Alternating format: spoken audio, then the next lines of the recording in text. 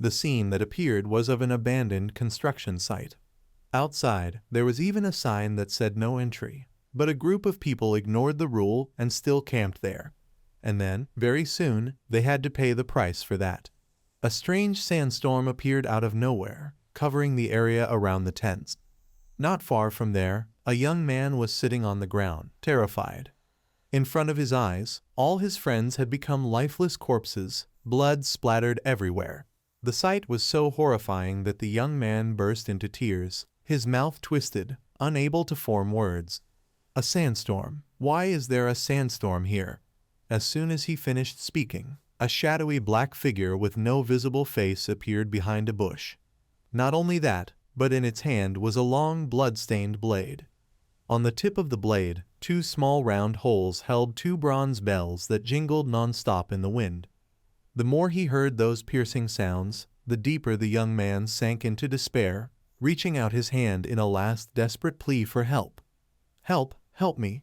But before he could finish his words, that black figure suddenly dashed out of the bush, moving as fast as the wind. Then a long tentacle wrapped tightly around the unfortunate young man's ankle, preventing him from struggling. Just like that, he was helplessly dragged straight into the bush, his hands clawing desperately at the ground. In the blink of an eye, he was gone, leaving behind only thick sand and the scratch marks on the ground. Time passed quickly until morning came the next day. The young man from yesterday had become a corpse, his skin pale, mouth wide open. Beside him, a sigh sounded. What a pity. 3 figures appeared from nowhere, observing the body with puzzled eyes. Why did he enter the restricted zone? The short-haired girl stood up and spoke. "Another victim. I guess we'll have to write another report." Hearing that, the ponytailed girl added, "Judging by the footprints, it must be a big one. If we don't want to work overtime, we'd better get started." Just as she said that, suddenly a swirl of sand appeared around her, making her stop. She immediately looked ahead with high alert, reaching into her clothes to pull out something. What she took out was a handleless knife wrapped with a white string. Without hesitation, she slashed hard across her palm. Blood gushed out thick and red. Then the black-haired girl pressed the blade into her wounded palm. Suddenly, a strange scene unfolded. The flowing blood covered the blade, causing it to gradually lengthen, her arm turning dark. Pain was written all over her face. She groaned but still endured it. At that moment, the short-haired girl pointed toward the black shadow flickering behind the bush and shouted, "Officer Kang!" It appeared. Through the storm of sand, a figure with crimson skin holding a long blade slowly emerged. Yet none of the 3 seemed worried at all. The ponytailed girl's eyes flashed with killing intent as she stared forward and said, "I'll handle this." Then she stepped forward. The small knife in her hand had turned into a long sword, merging completely with her body. On the back of her jacket were the words, "Special Sandstorm Response Unit." The scene shifted elsewhere, at a towering skyscraper under the blazing sun. Inside a room, an exam was being held. At the entrance, a small sign read, "Seoul City Civil Service Exam, Level 9. The room was crowded with people waiting for their turn. A loud voice called, "Candidate number 12, yes, please come in." At the same time, inside the men's restroom, a gloomy atmosphere hung in the air. A young man sat with his head down, extremely anxious, countless tangled thoughts running through his mind. "I'm doomed. I don't want to go. I want to go home. I'm too nervous. I'm shaking. My heart is about to jump out." His face had turned pale, sweat drenched his body. His hands trembled uncontrollably. "I can't do it." After calming himself for a moment, he stepped out and splashed cold water on his face. The cool stream cleared his mind a little, and he looked into the mirror reflecting his own image. It seemed things might get better, but they didn't. The sound of running water kept echoing in his head. He closed his eyes tightly and took a small bottle of pills from his pocket. "No, I have to take more. It's already over the dose, but I can't calm down." Just as he thought that, he suddenly heard a strange noise. The young man raised his head and looked outside. What met his eyes was the sight of a sparrow slowly descending to perch on a dry branch. Then it stared straight at him, its eyes seemingly alive. Facing that gaze, his expression grew even more panicked, doubting what he was seeing. Deep within the sparrow's eyes, the young man could see his own reflection, as if he himself were being marked as the target.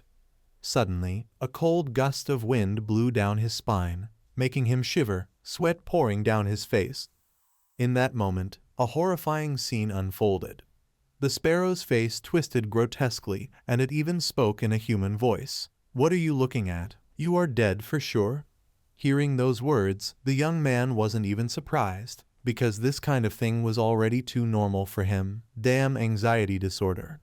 A while later, when he stepped back outside, the television was showing news. And now for our next story, a couple camping on Gangwa Island. 4 men and women in their 20s disappeared while camping on the deserted island of Gangwa. But the young man didn't pay much attention to that news, muttering repeatedly to himself, "I can do it, I can do it, I can do it." His name was Maru, 29 years old. Just like any other young man, he was an ordinary Korean. He studied like everyone else, graduated from an average university, and was struggling with unemployment like everyone else. Today was the day Maru went for a job interview. After 5 years of preparation for the Level 9 civil service exam, he had finally reached the interview stage. Just as he was thinking that, the door in front of him opened and a woman stepped out, calling loudly, "Candidate number 35, Maru." Hearing his name, he quickly stood up and answered, "Yes, that's me." The woman continued, "Please wait for your turn." This was the moment Maru had been waiting for so long. He clenched his fists tightly, showing his determination. "Good, this time I must pass." Though he said that, he still couldn't stop feeling anxious, his whole body stiff as he walked like a robot, trying to reassure himself, "Come on, you can do this." Inside the room, at the main table sat a man with a very serious expression, the light from his glasses flashing as if probing the person before him. Seeing that look, Maru swallowed hard, sweat dripping down his face. The man asked, "What motivates you to become a civil servant?" Maru immediately replied, "I want to become a civil servant to contribute to the community." Though that was what he said out loud, deep inside another voice whispered in his ear, "For a stable life, a steady salary every month, a safe life without chaos." The man continued, "And if your superior behaves wrongly, what will you do?" Maru thought for a moment and answered, "I will honestly point out the mistakes to my superior and find a way to resolve them together. Of course I will handle it flexibly." His inner voice protested furiously, "Oh come on, just pretend you don't know. What if you get in trouble?" Hearing that answer, the interviewer wrote something down on his paper. "How are your social relationships?" Thinking everything was going smoothly, Maru smiled and said, "Terribly bad. I'm not good at socializing, and just maintaining relationships itself is already stressful. Back in college, my classmates even whispered behind my back that I had adult ADHD." His other self ground his teeth and argued, "My friendships are great. I'm close with my seniors and juniors too." That made the interviewer pause, his face showing shock as he said, Only then did Maru realize he had said the wrong thing. I said it backwards." But before he could explain, the interviewer sighed and continued, Then the final question. As he spoke, his glasses gleamed sharply. "What was the most difficult moment in your life, and how did you overcome it?" Maru fell silent, his mind spinning, stammering, Actually, I've never really faced anything that difficult." He thought to himself, "This is it. This is the moment." The man interrupted, "Just think simple. They just want to see how you handle problems." Maru strained his memory. "Let me see, right now I can only remember." Scratching his head, he began to tell, "When I was little, I once went hiking with my father." As soon as he said that, the image came back vividly. Around him was a sandstorm, blinding and thick. His eyes widened, his back went cold. He could still remember what he had seen then, a grotesque being that didn't look human staring right at him. Just recalling that face made Maru's head spin, his vision blurring into darkness. Right after that, the scene in his memory twisted, the monstrous creature revealing thousands of eyes and countless corpses lying scattered, blood splattered everywhere.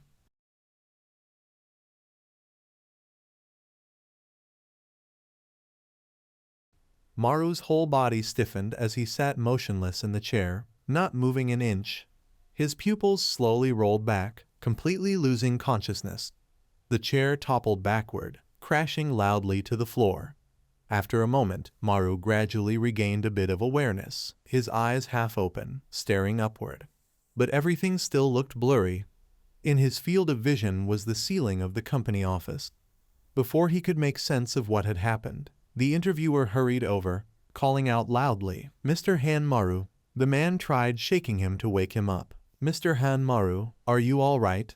Before Maru could respond, a violent churn rose from his stomach, and he couldn't hold it in any longer. That evening, in an old apartment complex, the sun had already set. Inside a small room, Maru lay sprawled on the bed, a can of beer in hand, sighing endlessly. "It's over." He bit into his pillow and cried miserably. "I must have failed the interview. No job, no girlfriend, not even friends. Can I ever live a normal life like everyone else?" Just as he said that, a loud noise came from outside the door, making him flinch and turn to look. Maru quickly pulled himself together, got up, and went to open the door, asking, "Who is it?" Before his eyes stood a broad-shouldered woman towering in the doorway, making him jump. She shouted angrily, "Why didn't you answer your phone?" Hearing that, Maru pouted and stepped back inside, replying, "What's wrong, Mom? Didn't you go to work?" In her hand was a large bag of food, which she held out to him and said, "I brought you some food. I'll go home after this. You still need to eat anyway." Seeing the food container, Maru's eyes lit up, drool almost spilling from his mouth as he asked, "Is it something savory, Mom?" She replied, "No, just kimchi and stir-fried black beans." That answer made him deflate, his face drooping as he muttered, "I'll enjoy it." Then she glanced around the messy room and frowned. On the table were scattered papers and half-eaten instant noodles. Nearby, a few beer cans and soda cans lay rolling on the floor. Seeing her son's room looking like a dump, Maru's mother could only sigh helplessly. "Hayes." Without even scolding him, she started cleaning up right away. "Impressive, my son. Just look at this place." Maru responded, "Leave it, Mom. I'll clean it later." But her next question made him collapse hopelessly into a corner. "So, how was the interview?" He held his head and wailed, "I threw up on the interviewer." Hearing that, she didn't scold him at all, just folded her arms, sighed deeply, then, without saying a word, smacked him hard on the back, making him cry out in pain, Just do better next time, don't lose heart." Rubbing his back, tears welled up in his eyes. "It really hurts." Before Maru could react, his mother pulled out an envelope and asked, "Out of money again?" Hearing her concerned voice, he couldn't help but get emotional, sniffling. Then he refused the money she handed him. "No need, Mom. I'm an adult now. I've got part-time work." Before he could finish, she flexed her arm, her sleeve tightening as she interrupted, "Take it. Just listen to your mother." Terrified, he quickly accepted it. "Yes, thank you, Mom." Then she suddenly remembered something and said, "I heard your interview didn't go well, so I went to see a fortune teller about it." Maru looked surprised. "What?" Without letting him ask more, she made a decision. "Maru, you should take a trip to the mountain." And so, early the next morning, Maru took a boat to a distant mountain. Standing at the dock, he stretched and exhaled after an uncomfortable sleep.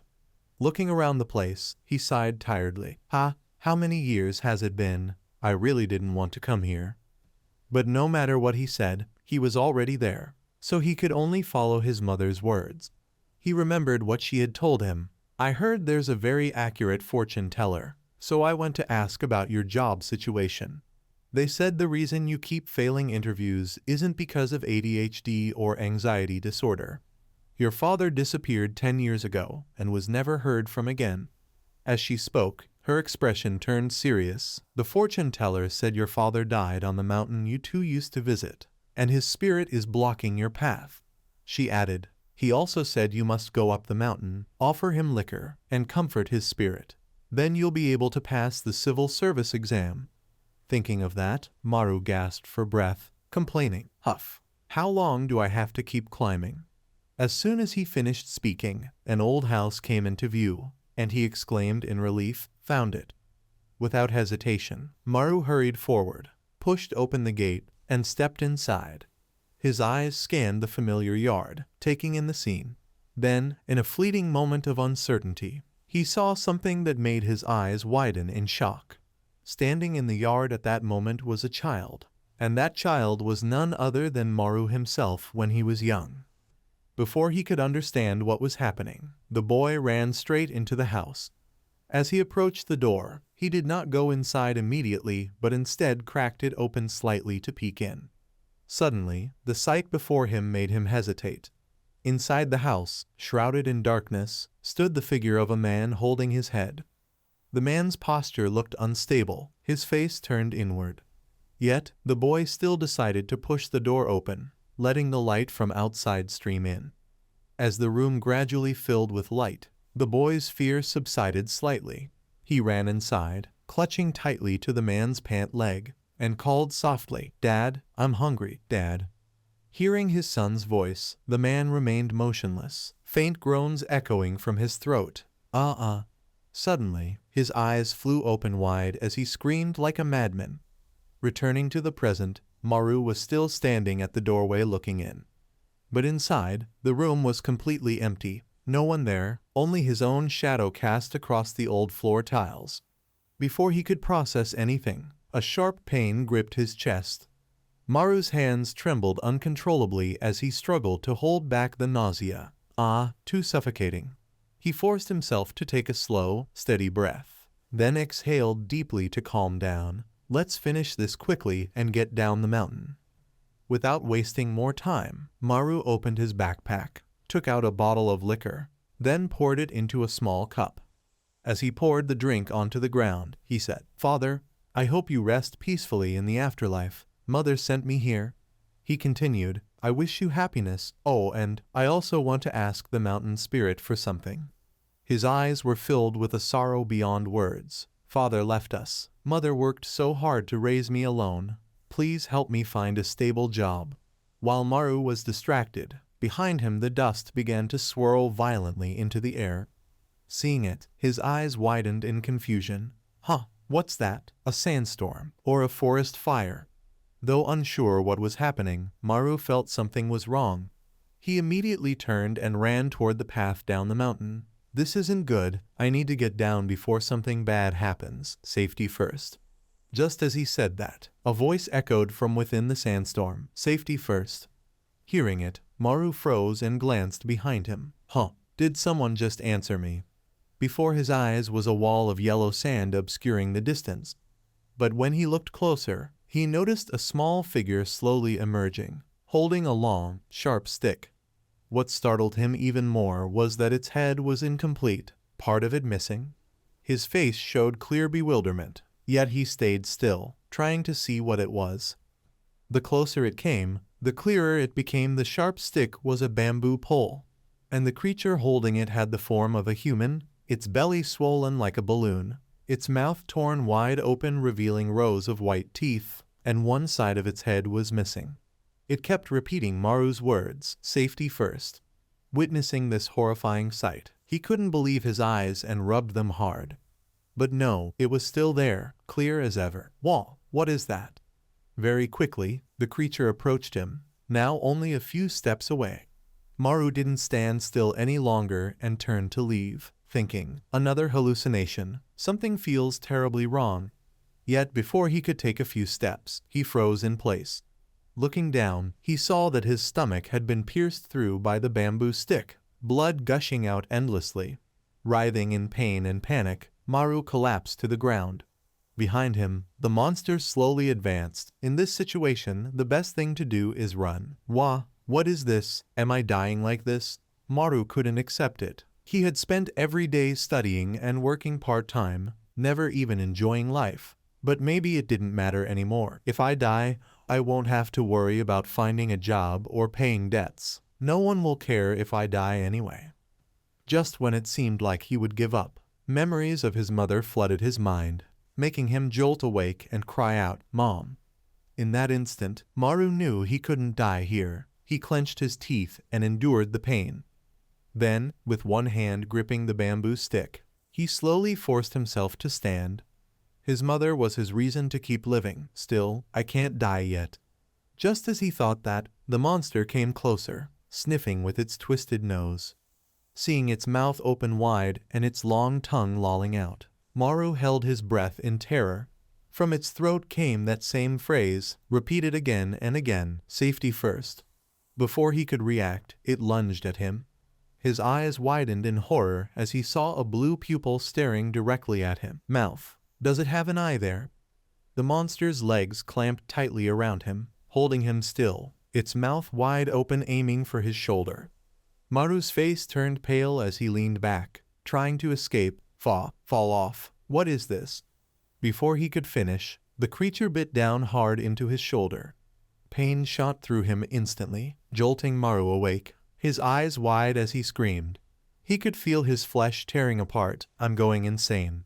Suddenly, a fragment of memory flashed through his mind. His father standing there, muttering something unclear. Wah, wah. His father's eyes glowed with madness. Eat, eat. Then he looked straight at Maru and screamed, cursed. In that moment, Maru's will to live surged even stronger. Without hesitation, he bit hard into the monster's shoulder and tore into its flesh. Grinding his teeth, he ripped its body apart with all his strength. The monster howled in agony and despair, blood splattering everywhere. Under the space, everything seemed to stop. Only the miserable screams of the monster could be heard. From deep within its throat, that eye was still staring straight at Maru. That gaze carried a demonic meaning that was hard to describe. It felt like it was drilling straight into his mind, and then finally that eye exploded, shattering and disappearing. Maru felt his mind falling into an abyss. His eyes suddenly opened. Wide before him was the sight of countless monsters piled on top of each other. They kept roaring as if wanting to escape. In that chaotic situation, Maru heard a strange sound. He wondered, who was talking to him? He guessed he was dead. He could taste something metallic. Is this the taste of death? Just then that voice called out again, hey. Maru slowly opened his eyes. Who is calling me this time? And when his eyes adjusted to the sunlight, he saw two people standing before him asking, this is a restricted area, what are you doing here?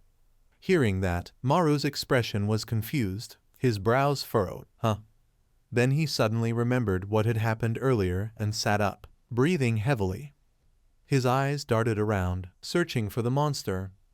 Where is that monster? And the sandstorm disappeared with it. Hearing the word sandstorm, the man quickly ran up, grabbed Maru's arm. What? Say that again. What did you see? Though Maru didn't understand what was going on, he explained, the sandstorm suddenly appeared. Then a monster appeared and attacked me. Hearing that, the man's face showed shock. His eyes widened. Maru continued, touching his abdomen and said, I thought I was going to die because it stabbed through my stomach. With that, there was no doubt left. The man glanced at the short-haired woman and nodded, signaling to her. Then before Maru could figure out what was happening, the two of them moved aside, whispering, yesterday when the demon alarm went off and stopped right after, I thought it was broken, but it seems he killed it. Impossible. The short-haired woman shook her head in disbelief. Even with the power from demon blood, you can't use it immediately. The man agreed, glancing back at Maru who was still sitting there. Then he called out, hey. His expression turned serious as he asked, do you remember what happened yesterday? Hearing that, Maru reached into his pocket, fumbling for something and asked, what do you mean by yesterday?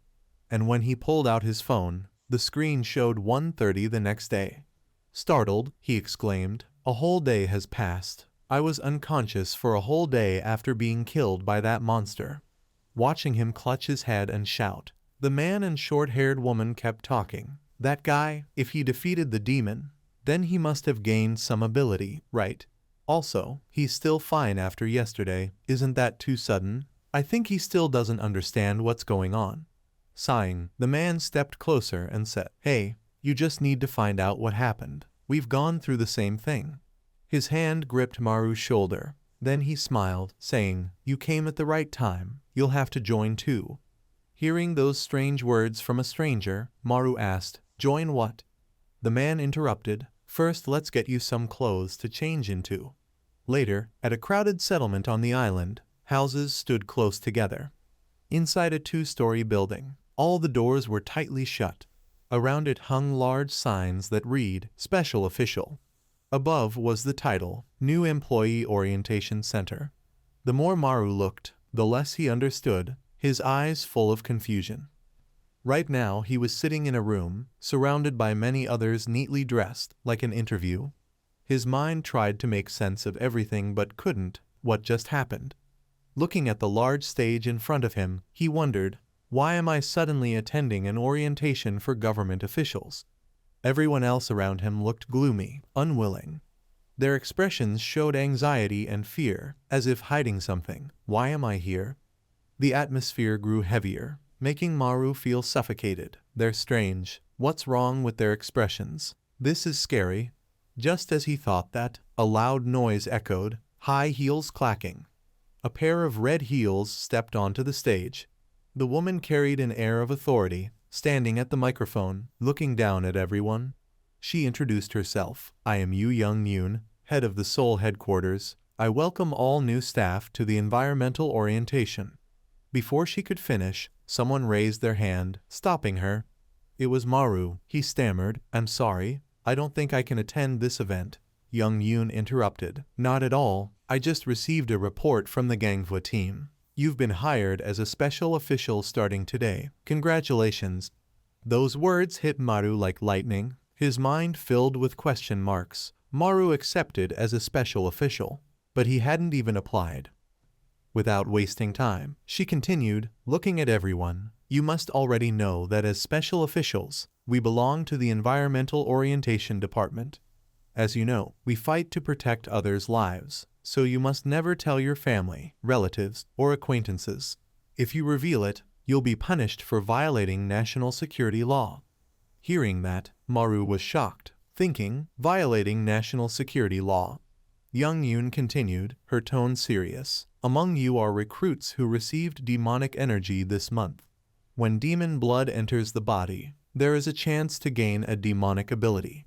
The more he listened, the more confused he became. What is she even talking about? What kind of nonsense is this? I've never. Before he could finish, he suddenly remembered yesterday, when that horrific monster attacked him. Wait, could it be that I was bitten by that monster? Young Yoon went on. Fortunately, demons only appear in remote mountains. Sandstorms appear at the same time as demons, with density levels from 1 to 10. Her eyes widened, showing the gravity of the matter. The higher the level, the stronger the demons. She called out, Xianwu. The man sitting next to Maru raised his hand. I'm here. Young Yoon asked, you received a level 7 demonic ability, right? I look forward to your contributions. He smiled confidently and replied, I'll do my best. Turning the page, she continued, and her eyes looked directly at Maru, Han Maru, who received a level 1 demonic ability. What kind of power did you get? Hearing that, he scratched his head awkwardly and said, I think I still don't know my ability yet. Ahaha. As soon as he said that, Xianwu burst out laughing beside him, making Maru flinch. Maru felt irritated, thinking, what? That guy just laughed at me, right? He's mocking me because he got level 7 while I got level 1. But then he realized it didn't matter much. That's not important. I just need to escape this place.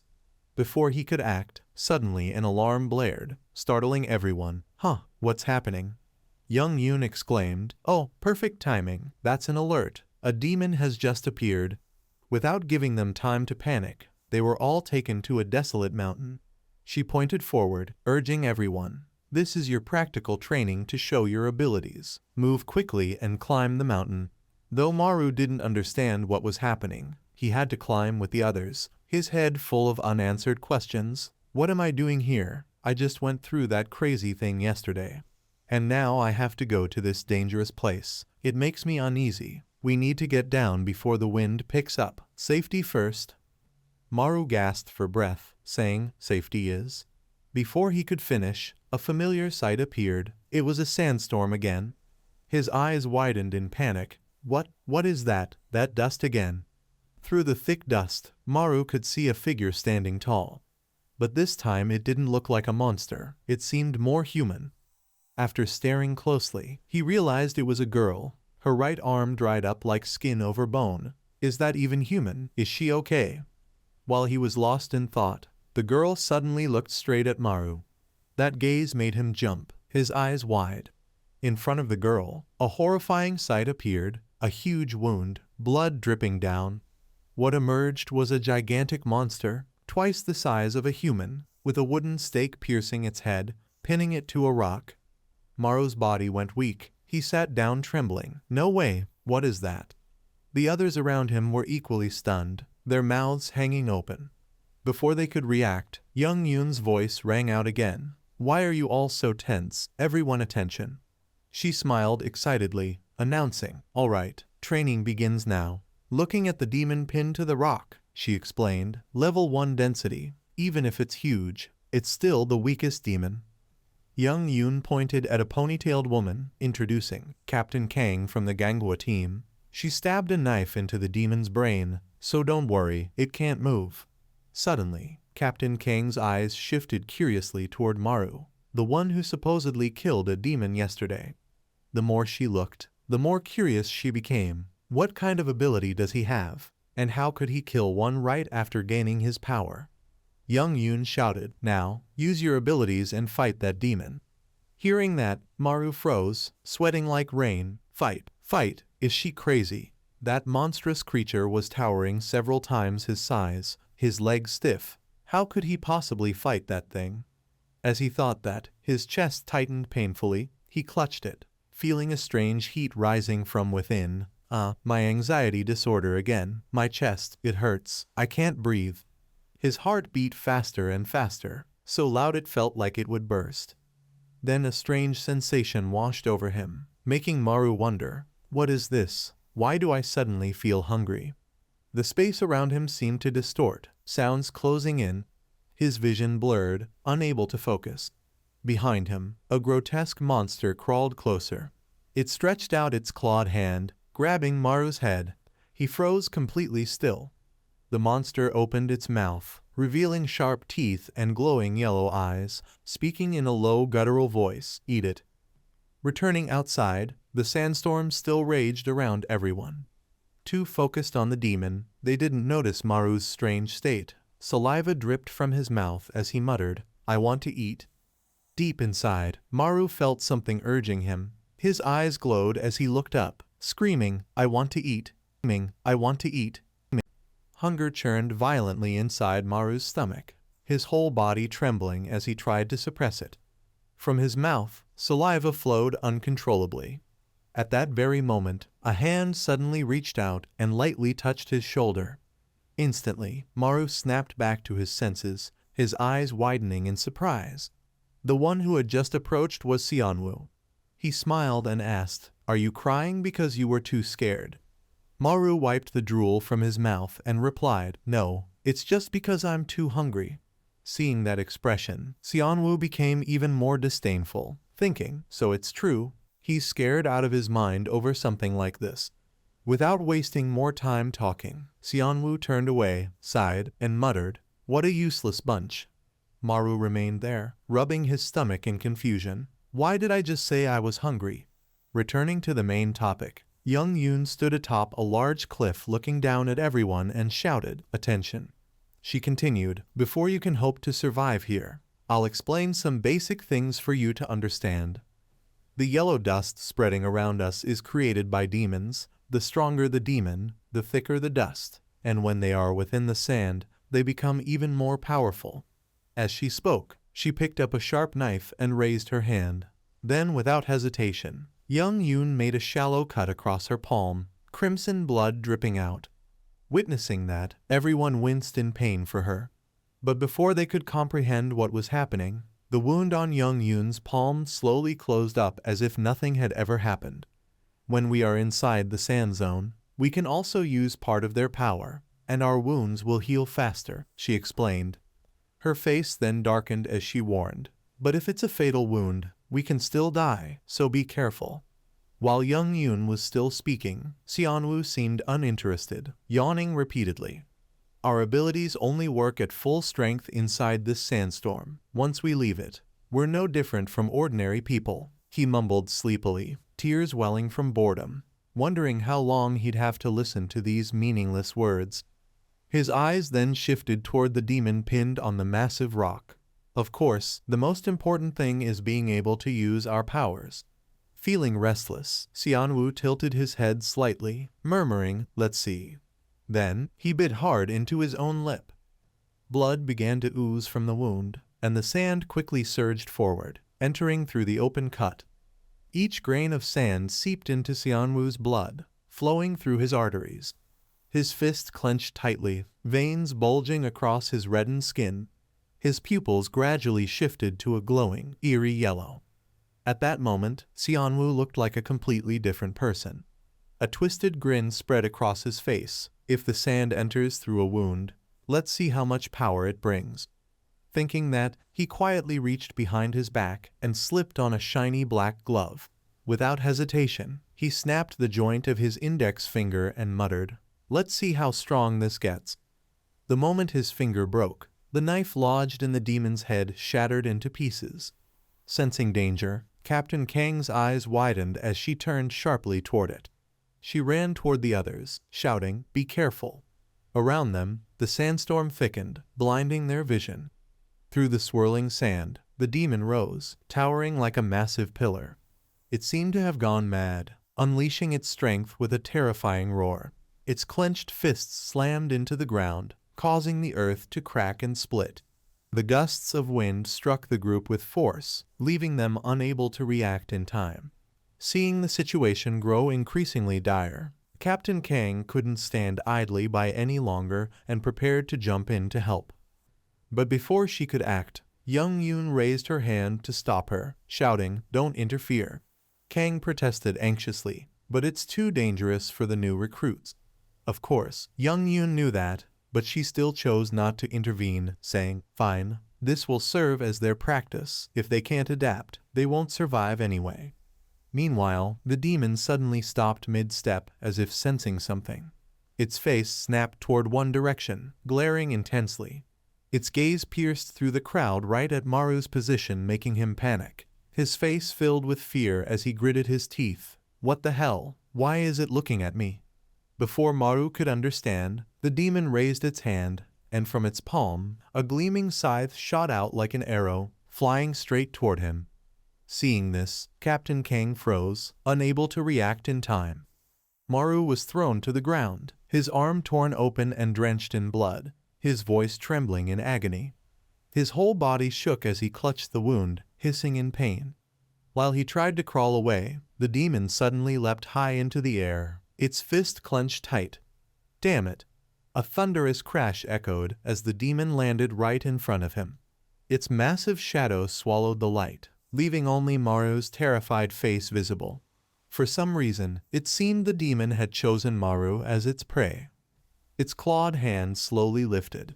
Just then, the ground beneath them split open, and two massive red centipedes burst forth, wrapping around the demon's body and neck, immobilizing it.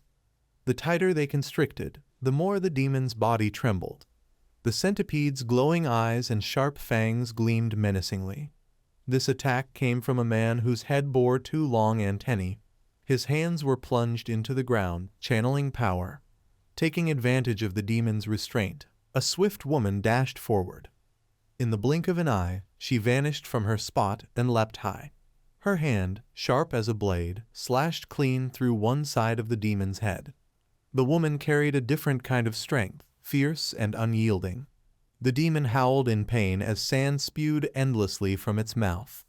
Hearing its agonized screams, the clawed woman and the centipede man exchanged hopeful glances, asking, "Is it over?" But before they could celebrate, the sandstorm surged and poured into the demon's wounds. The flesh on its head began to regenerate, bubbling violently until its head was fully restored as if nothing had happened.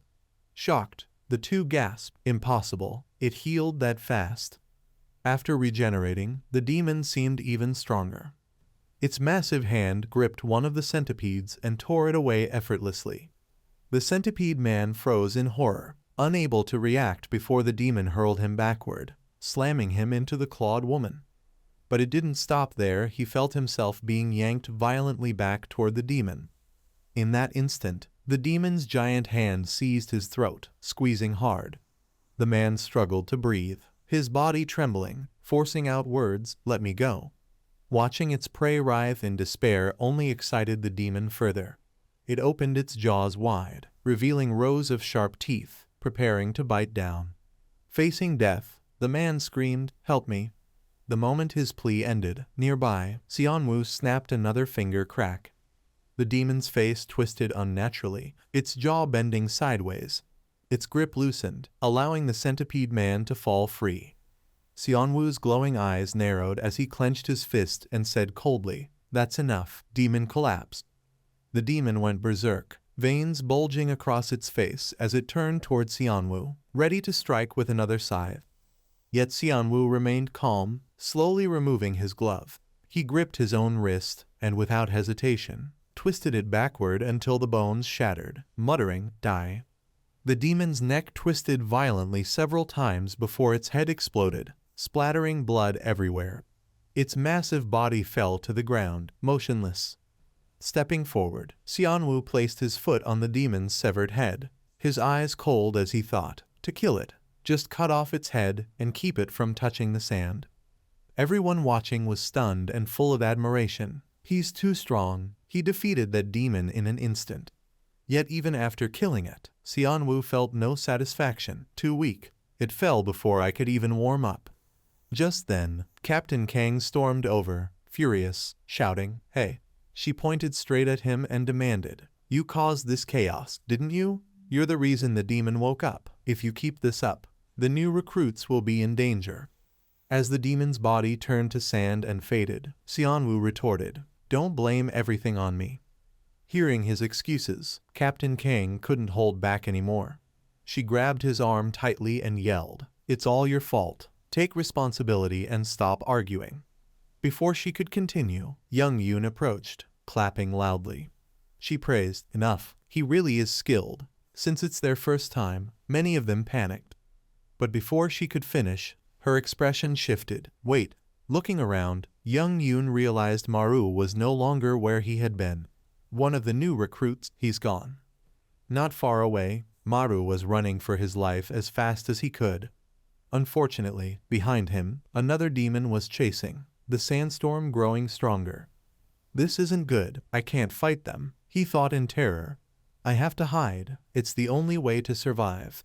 Just as he said that, something ahead made him freeze.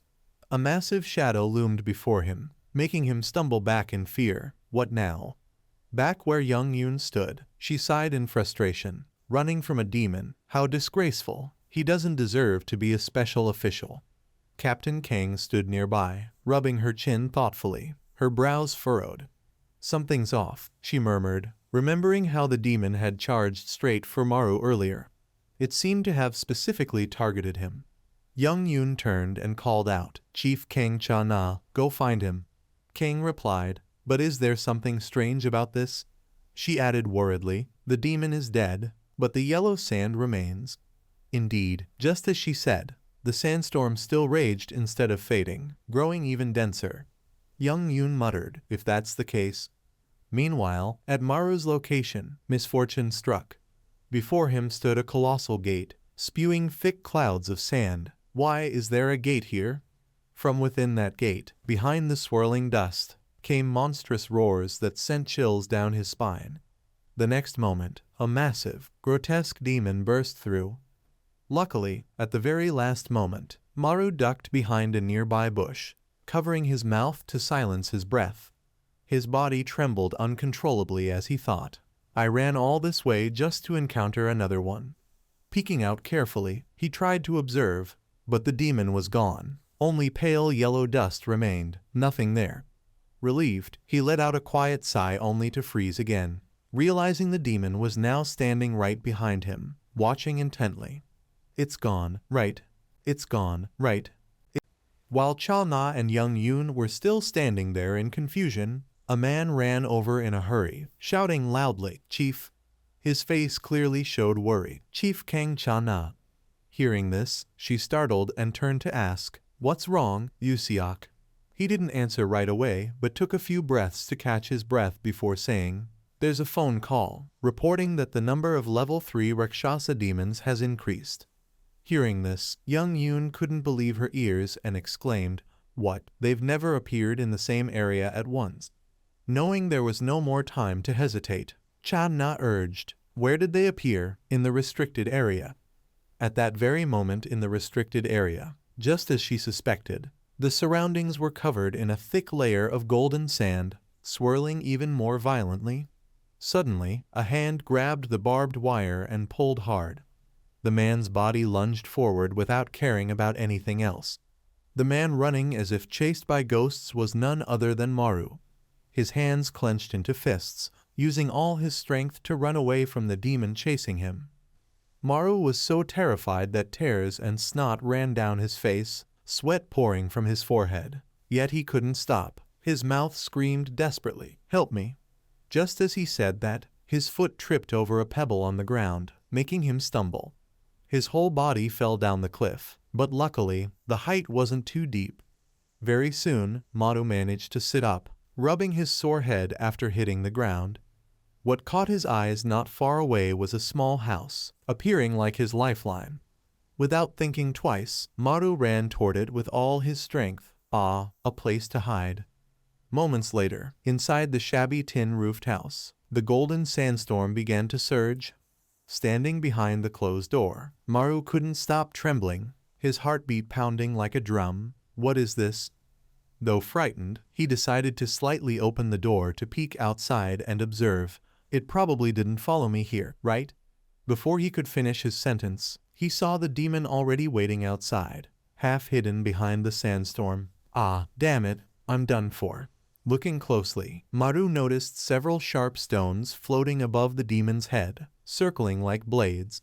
His eyes widened in shock. What is that? Looks like leaves above its head. What should I do now? At that moment, the sound of a door opening startled him. His eyes widened in horror. Outside, an old woman had just returned home. Hearing strange noises, she asked, "Who's there?" But the thick sand obscured her view, making her unable to see clearly. How strange. Fog during the day, can't see a thing. The demon also heard her voice and turned sharply toward the sound. But the old woman remained unaware. It's so blurry, I can't see anything ahead. Seeing his prey right there, the demon's mouth trembled slightly, growls rumbling deep from its throat. Inside the shed, Maru saw everything, his heart restless. Ah, it's an old woman, I must help her. But just as he was about to rush out, he remembered he had no power to fight. I don't have any special abilities. What can I do? Think, come on. After searching his memory, Maru remembered what young Yoon once said. We possess Rakshasa demon powers, the ability to heal wounds within the sand. His eyes lit up, that's right. Though he knew injuries could heal within the sand, he hesitated. If the wound is too severe, I should still be careful. Just thinking about it made his body tremble uncontrollably. I could die. Maybe it's better to run instead of saving a stranger. Thinking that, Maru decided, I have to survive first. Outside, the old woman was still trapped in danger, asking in confusion, "Who's there, Changsub? Is that you?" Hearing the name, the demon muttered repeatedly, "Changsub, Changsub." When no one answered, the old woman decided to turn and leave. Why isn't he answering? But right then, a horrifying sight froze her in place. The demon had appeared right in front of her, towering like a massive tree. Seeing such a monstrous thing, she fell to the ground in terror. Ah, what is that? Yet the demon had no intention of letting her go. Its lips curled into a sinister smile, Changsub. Then it slowly raised a finger toward her. Immediately, the sharp stones above its head all turned toward the old woman, ready to strike. Finally, the demon flicked its finger, sending the stones shooting forward like bullets slicing through the wind. The old woman closed her eyes tightly, bracing for death, unable to resist. But after a long moment, nothing happened. She opened one eye to look. Right before her, Maru stood there, using his body as a shield, his teeth clenched tightly in pain. Yet he forced a gentle smile and asked, "Are you all right, ma'am?" The old woman stammered, "I'm fine, but..." It turned out that after taking those hits, one of Maru's arms had been severed, his back pierced with sharp stones. He collapsed toward the old woman. "Child, your arm." Despite having no strength left, he still urged her, "Ma'am, please run." His breathing grew weaker, blood dripping endlessly from his wounds, thoughts swirling in his mind. Why do I only have level 1 Rakshasa power? It's as useless as me. Power means everything. Behind him, the demon approached with a satisfied grin, and Maru knew, without power, he'd die, unable to save her. Through his fading vision, he saw the old woman crying but refusing to leave. Maru gasped, "Ah, I don't want to die. Please help me." His vision blurred more and more, about to collapse any second. "Please, someone help me." He felt himself sinking into a pit of despair, groaning weakly, "Help me." At that very moment, the golden sand seeped into his wounded arm, endlessly. It entered his veins, spreading up to his neck, then across his face, veins bulging through his pale skin. His voice faded, his nose lifted as if sniffing for something. Maru now seemed like a different person, no longer feeling pain, slowly lifting his head. His mouth opened, drooling uncontrollably like he was craving something, his eyes glowing brightly, empty of life. Before the demon could react, Maru lunged first, attacking ferociously. Not far away in the forest, Channa was running desperately toward the restricted area. While searching for the demon, a loud scream made her stop. She turned toward the small house where the sound came from. Her face showed worry as she kicked the gate open and rushed inside. The sight before her left her stunned, unable to believe her eyes. The one being attacked wasn't Maru, it was the demon, being savagely torn apart by him. Channa shouted in shock, "Rookie, what are you doing?" Though the demon had taken a fatal bite from Maru, it quickly regained its advantage, grabbing his face tightly and hurling him backward. Facing the massive level 3 demon, Maru's body slammed into the rock wall, shattering it. Even after losing consciousness, he didn't scream but kept chewing the flesh he had ripped from the demon's body. After chewing thoroughly, he swallowed it whole. Even the demon was shocked by what had happened, unable to understand, blood still dripping from its wounds. This time was different despite the swirling sand. Its wounds didn't heal. Seeing it turn to flee, Channa muttered in disbelief. The Rakshasa demon can't heal after being bitten by the rookie. Her eyes widened. How could that be? But remembering something more urgent, she brushed the thought aside and charged toward the demon. No, now isn't the time for that. With her agility, she leaped high above the demon's head. Her eyes locked onto one of the sharp stones floating above it, reaching out her hand. Finally, she grabbed it, squeezing so hard that blood dripped from her palm. From that hand, a blade extended, merging with her arm as one, the iron power of the Rakshasa. Feeling the disturbance, the demon roared madly, raising its clawed hand to hurl the stones at her. Watching calmly, Channa didn't panic. When the time was right, her pupils flashed golden. Without hesitation, she swung her blade, slicing the stones into tiny shards. The fragments shot back at the demon, forcing it to cover its face in pain.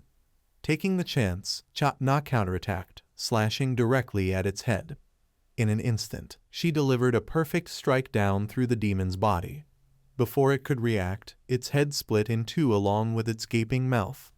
The body collapsed, disintegrating into golden sand as if nothing had happened. After finishing the demon, Channa's eyes remained sharp, wary, watching closely. Only when she was sure the demon's body was fading away did she finally relax. No longer staying there, she turned toward the old woman lying unconscious on the ground. Channa helped her up and asked, "Ma'am, are you all right?" Seeing her open her eyes slightly, she asked again, "Are you awake?" The old woman startled, sitting up, looking around in confusion. "Huh, what happened?" Channa smiled. "It's nothing, just a wild boar from the mountain causing trouble." Luckily, by the time the old woman woke up, the sand and demon had both vanished. Channa sighed in relief, thinking, "Good, the demon disappeared with the sand." The old woman cursed angrily, "Those wild boars again." Seeing that there was no more danger, Channa reassured her, We'll take care of them, don't worry." Hearing that, the old woman calmed down and went inside, closing the door. "Thank you for your hard work." Cha-na replied, "Please go inside, ma'am." After seeing her enter the house, Cha-na's expression turned cold as she looked behind her. She quickly walked to where Maru lay and said, "But..." Her eyes showed suspicion after what she had witnessed. "What's with this rookie?" Maru's arm, which had been severed, was now completely healed as if nothing had happened. She had never seen such a rapid recovery. His arm was just cut off, and now it's grown back. Could he really only have level 1 Rakshasa power? In the blink of an eye, the events of that day had passed. At this moment Maru was lying on the bed when suddenly a nightmare made him wake up screaming, Damn it, what the hell?" His hands trembled as he grabbed his phone and saw that it was already 8:26. Tomorrow he would start working. In his mind, images of the previous monster with its sharp features kept appearing. Next was the image of it being pierced through the head by a knife, pinned to a large rock. Finally, there was the scene of Maru being attacked by a crescent-shaped strike from its hand aimed directly at him. Just thinking about it made him feel more devastated than ever. His whole body exhausted with a gloomy mood. Oh, he did not want to go at all. The shock from that day still had not left him. Maru lay down on the bed, flailing his arms and legs while screaming, "Absolutely not." He thoughtfully considered the scene of being unemployed and having to depend on his mother, though it was true that finding a job was urgent. The more he thought, the more his head ached, his eyebrows furrowed. Finally, he decided not to care about it anymore, turned over and pulled the blanket over himself. Sleep first, then deal with it later. Like that, he quickly fell into a deep sleep. Thinking this would be a peaceful sleep, Maru was instead transported into a bizarre dreamscape. Before his eyes, a chaotic, bloody scene appeared with different demons. Among them, a demon was being torn apart by its own kind in a horrifyingly brutal way. Suddenly, a voice echoed from another realm directly into Maru's ear, startling him awake. Come back here, huh?" This dream was so vivid he could hardly breathe, sitting on the bed drenched in sweat. Maru looked at his palms confused and wondered, "What the hell? Why does it keep haunting me?" Just as he finished speaking, he noticed a beam of light shining through the window. Oh, is it already morning? To see outside, Maru reached out to slide the window open. Then he even leaned his head to look at the source of the light. What hit Maru's eyes was the sky still pitch black, but the peak of the mountain was illuminated by a large fire, thick black smoke rising. He exclaimed in horror, "Oh what? Qingjiasan Mountain is on fire. Hopefully the fire will not spread here." At the same time, on the mountain peak, the figure of a demon appeared, surrounded by blazing fire. Its appearance was unlike other demons. Its skin cracked open to reveal molten lava inside. Suddenly beside it, the figure of a girl appeared, swinging her hands to create a downpour. That girl had also received demon blood, and her power was water, the hydro ability of the Rasat demon. Each drop of water that touched the fire demon's body immediately evaporated. It hurriedly raised its hands to shield itself. Taking advantage of the fire demon being distracted, another person used his ability, puffing his cheeks to take a deep breath. Then he exhaled icy cold air like snow, the ice power of the Rasat demon. Receiving this strike, the fire demon's legs froze and could not move. These abilities were transmitted from the Rasat demon. Depending on the Rasat demon's level, the powers would be strong or weak. In just a blink, the fire demon was frozen into a large block of ice, and the girl quickly landed behind the man. Her expression showed clear worry as she asked, "Captain, Rasat demons usually do not appear at night." However, even he could not understand the current situation. His strength gradually depleted after the previous strike. He reminded, "Now focus on stopping the forest fire." Finishing his words, he glanced at the frozen fire demon standing motionless. Without hesitation, he raised his hand and took out a weapon made of ice. Although unsure if he could defeat the demon, the man still took responsibility. "Leave this to me." Saying this, he held two weapons and rushed quickly towards the fire demon. Before the man could execute this, unexpectedly a column of black energy appeared from nowhere, shining directly into the demon's brain. It was as if an invisible force commanded the demon to return here. Immediately it reacted, arching its neck towards the sky, shattering the ice block in an instant. Yet the man had no intention of stopping, holding his weapons and rushing forward.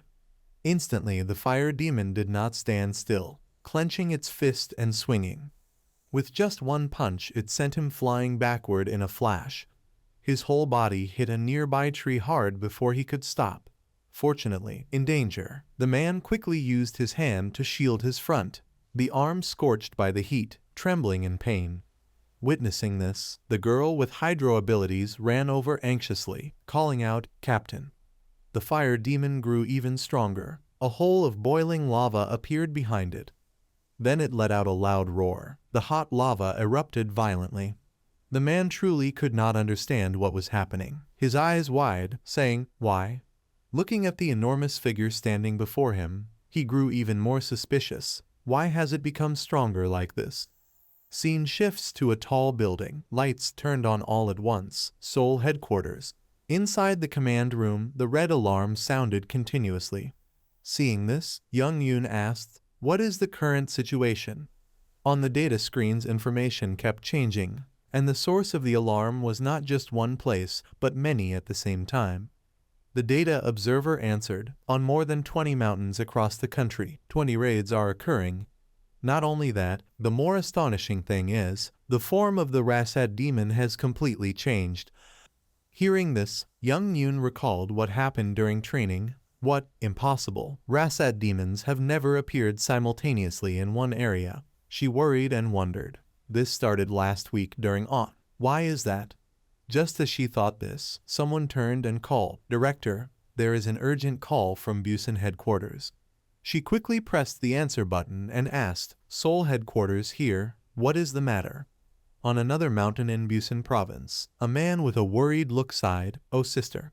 Just saying this, his attitude instantly turned 90 degrees, smiling, asking, "I am B. Myung-sik, currently responsible at Busan headquarters. How are you? When will you come to Busan?" Hearing these nonsense questions, Young Yoon did not bother to answer, angrily replying, "Greetings are enough, get to the point." He began to explain, "Well, on Gimjin Mountain in Busan, a gate has appeared, and more amazingly, it has not closed for 3 days." This shocked her, mouth open, saying, "What?" From inside that gate, golden sandstorms continuously poured out, along with groans. The figure of a demon with a strange shape gradually emerged. Myung-sik continued, "A bunch of demons came out." He asked curiously, "I do not understand why the gate does not disappear. Do you know?" Young Yoon gave her guess. The Rasa demons must be worried about something. At the same time, from inside the gate, a demon with countless long tentacles and a red scarf on its head emerged, facing a girl. The demon began to speak in a language only they could understand. Myung-sik said, "A Rasat demon language interpreter at Busan headquarters told us." The demon seemed extremely urgent about this, screaming crazily with only one sentence. And the girl was attentively listening to the demon's words. The demons were screaming the sentence. The interpreter translated, "Bring him back here." Hearing this, Young Yoon did not understand at all. Bring him back. Who is he? The situation grew more tense. The demon soared into the sky, pulling a stream of golden sand. Then it hovered for a while as if searching for something. Finally, it used a sharp tentacle to land on the ground mysteriously. Myung-sik's face darkened as he continued, "I do not know about that either. Anyway, I think that person should come here." Saying that, but truly at this moment they did not know who the demons were referring to, while the demons continued rampaging everywhere. Without hesitation, Young Yoon pressed the emergency mobilization button to call another group of soldiers.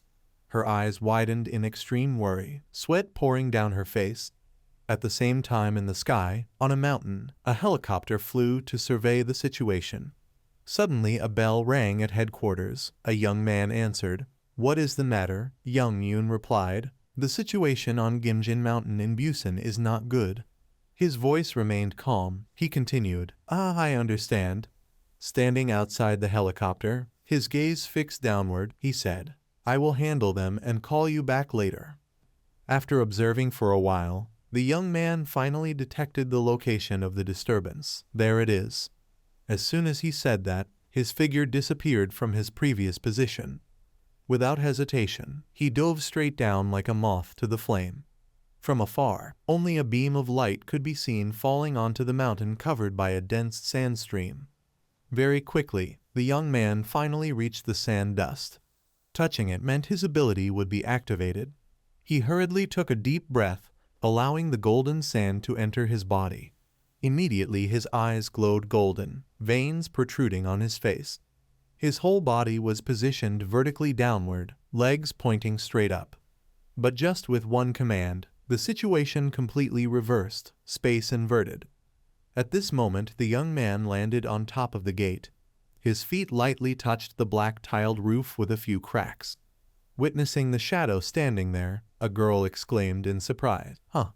She strained her eyes to see who it was. "Who is that? Suddenly he appeared here." Saying this, she quickly waved to urge the man to leave. "Hello? It is very dangerous here."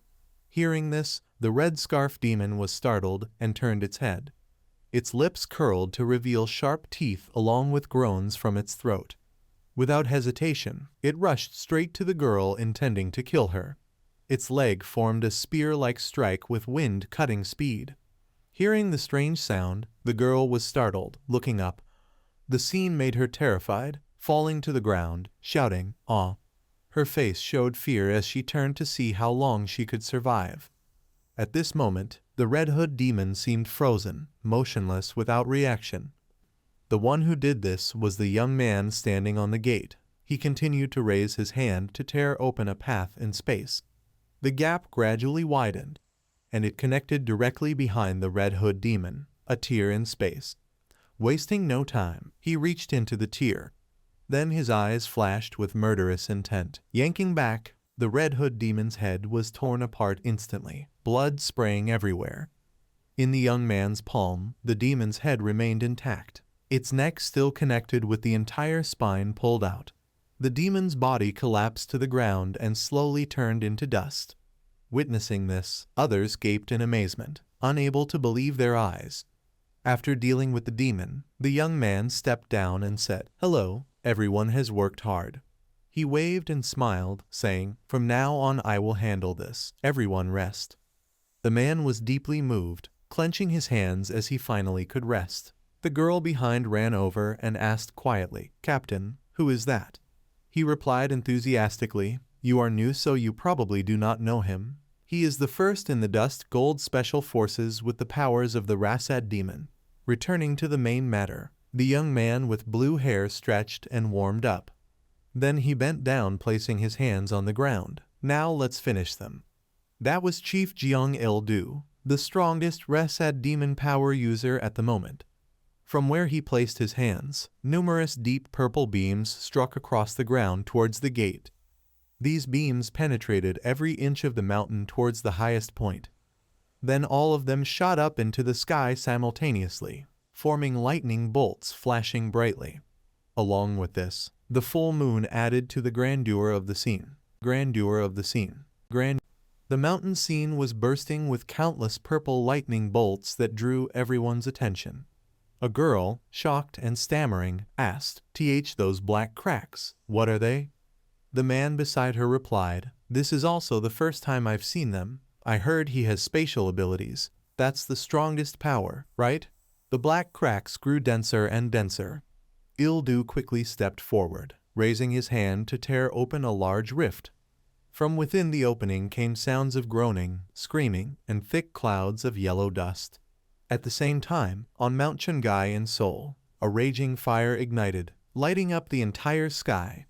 The flame, small at first, quickly spread through the forest, burning every tree around it, smoke rising thick into the air. The fire demon had now transformed into a more terrifying form, with sharp stones sprouting across its head and white smoke seeping from its body. The man with ice powers was in complete despair, his arm throbbing with unbearable pain, trembling constantly. Looking toward the fire demon standing before him, he muttered helplessly, "Is this really the end?" Saying that, he turned toward the girl with water powers urging, "Run, wake up." The fire demon let out a deafening roar that made him flinch and turn his head back. In that moment of surprise, he barely managed to raise his arm to form an ice shield to block the attack. But things didn't stop there. The fire demon went berserk, tightening its fists and pounding furiously toward the man. The more it struck, the more he weakened, one knee collapsing to the ground. The continuous blows hammered against the ice barrier until finally it cracked apart. After one more punch, the shield shattered completely, and the man took the full brunt of the fire demon's strike. His body was sent flying backward, rolling across the burning ground. His eyes flew open in shock, sweat pouring down as he thought, damn it all." At that moment, he had no other choice but to shield the girl with his body, wondering, am I really going to die like this? He shut his eyes tightly, awaiting his grim fate. But even after a while, nothing happened. Surprised, he slowly opened his eyes to glance ahead. Right in front of him, a space rift had been torn open, and the fire demon was being pulled violently backward. The one who saved him was none other than Ildu, his hand gripping the demon's head tightly. Before the demon could understand what was happening, its whole body was yanked away to another place. Its massive frame slammed into a large wall, dust exploding everywhere. Ildu didn't stop there. He landed a thunderous punch that triggered a massive explosion, shockwaves spreading all around. Seeing the fire demon lying motionless and unconscious, he finally sighed in relief and muttered, "Now then." The corner of Ildu's mouth curved into a satisfied smile as he raised his hand and shouted, "Time to handle the next area." Without hesitation, he spun his arm lightly, activating his full spatial power. All the glowing purple rifts shone brightly at once, shifting completely. On Mount Seolhak in the province of Wando, a sandstorm still raged thickly. Under the relentless assault of demons, the gifted fighters grew exhausted, pinned down under the weight of their foes. One demon pointed at him, speaking in strange words no human could understand. Suddenly, its arm extended like a spear, piercing straight through the man's body, making him scream in agony, "Ah!" Just when it seemed he would die, a spatial tear opened behind the demon. Before it could react, it was sucked in completely and vanished in an instant. The same scene repeated at Mount Madang in Gwangju, and at Mount Hanhwa on Jeju Island. Demons mid-battle were pulled in and disappeared, leaving the gifted ones stunned. What? Across countless other rifts, all the demons were being dragged toward a single point. Their bodies, unable to resist, were pulled helplessly into the void. Once the demons had gathered in one place, the spatial rifts quickly sealed shut, vanishing as though nothing had ever happened. At headquarters, the monitor shouted in shock, "Director, except for Busan, the golden sand everywhere else has disappeared." Hearing that, young Yoon finally exhaled in relief. No need to worry, that means he's already in Busan. Back at Ildu's location, his eyes flashed sharply as he glanced around. All around him, countless demons stood ready to attack. Ildu remained calm and steady, asking, "So you've all gathered here?" He smirked with satisfaction, then said, "Well, let's begin." The demons went mad, roaring loudly in unison. Taking that as a signal, they all charged at once. Their numbers were overwhelming enough to make any normal person tremble just from the sight. Their target was Ildu. But before they could even reach him, he raised his hand and froze the entire space in place. Without hesitation, he drew his finger across the air, unleashing a move called Space Slash. The cut sliced cleanly across every demon before they could react. Not stopping there, Ildu spun his hand, creating circular spatial slashes. When space returned to normal, every demon had been killed, not a single one left standing, blood soaking the earth red. Witnessing this, everyone nearby was left speechless, jaws hanging open. The girl thought in terror, what? I've never seen power like this before. Among all the demons, the fire demon still barely clung to life. Ildu walked over, kneeling to inspect it closely. Then he waved his hand and called out, "Interpreter, come here." Grabbing the demon's head, he pulled it up to face him. Then Ildu went straight to the point. Why have you all been pouring out like this for a week?" The interpreter began translating its words. To bring him back. His eyes flickered with doubt as he asked, "Him, who?" But the demon couldn't say the name, only mumbling endlessly, Who? The interpreter gave up. Besides, bring him back. It just repeats our words. Seeing there was nothing more to learn, Ildu frowned and threw the demon to the ground. Then there's no other choice. His expression darkened, his pupils glowing as he continued, "I'll just kill every last one of you." Without hesitation, he executed it on the spot, blood splattering across his face. Once done, Ildu turned away, saying, "Now then." The next thing he would handle was the gate, the source of everything. "I'll deal with that gate." With that, he crouched down and placed his hand on the ground. From where his palm touched, a violent surge of spatial power burst forth, glowing a brilliant purple. The ground split open into a deep, black rift stretching straight ahead. Its destination the gate. The entire area caved inward, and in the blink of an eye, the massive gate was swallowed by the void, leaving no trace behind. The gifted ones nearby stared in awe at Ildu's immense power, their admiration clear. A girl behind exclaimed, "So cool, it's really reassuring to have him as our leader." Seeing his handsome face and commanding aura, they were even more amazed. "They say he's around 50, but he doesn't look like it at all." After finishing the job, Ildu withdrew his hand. Everything returned to silence, the chaos gone as if nothing had happened. So that's spatial power. That night ended in peace.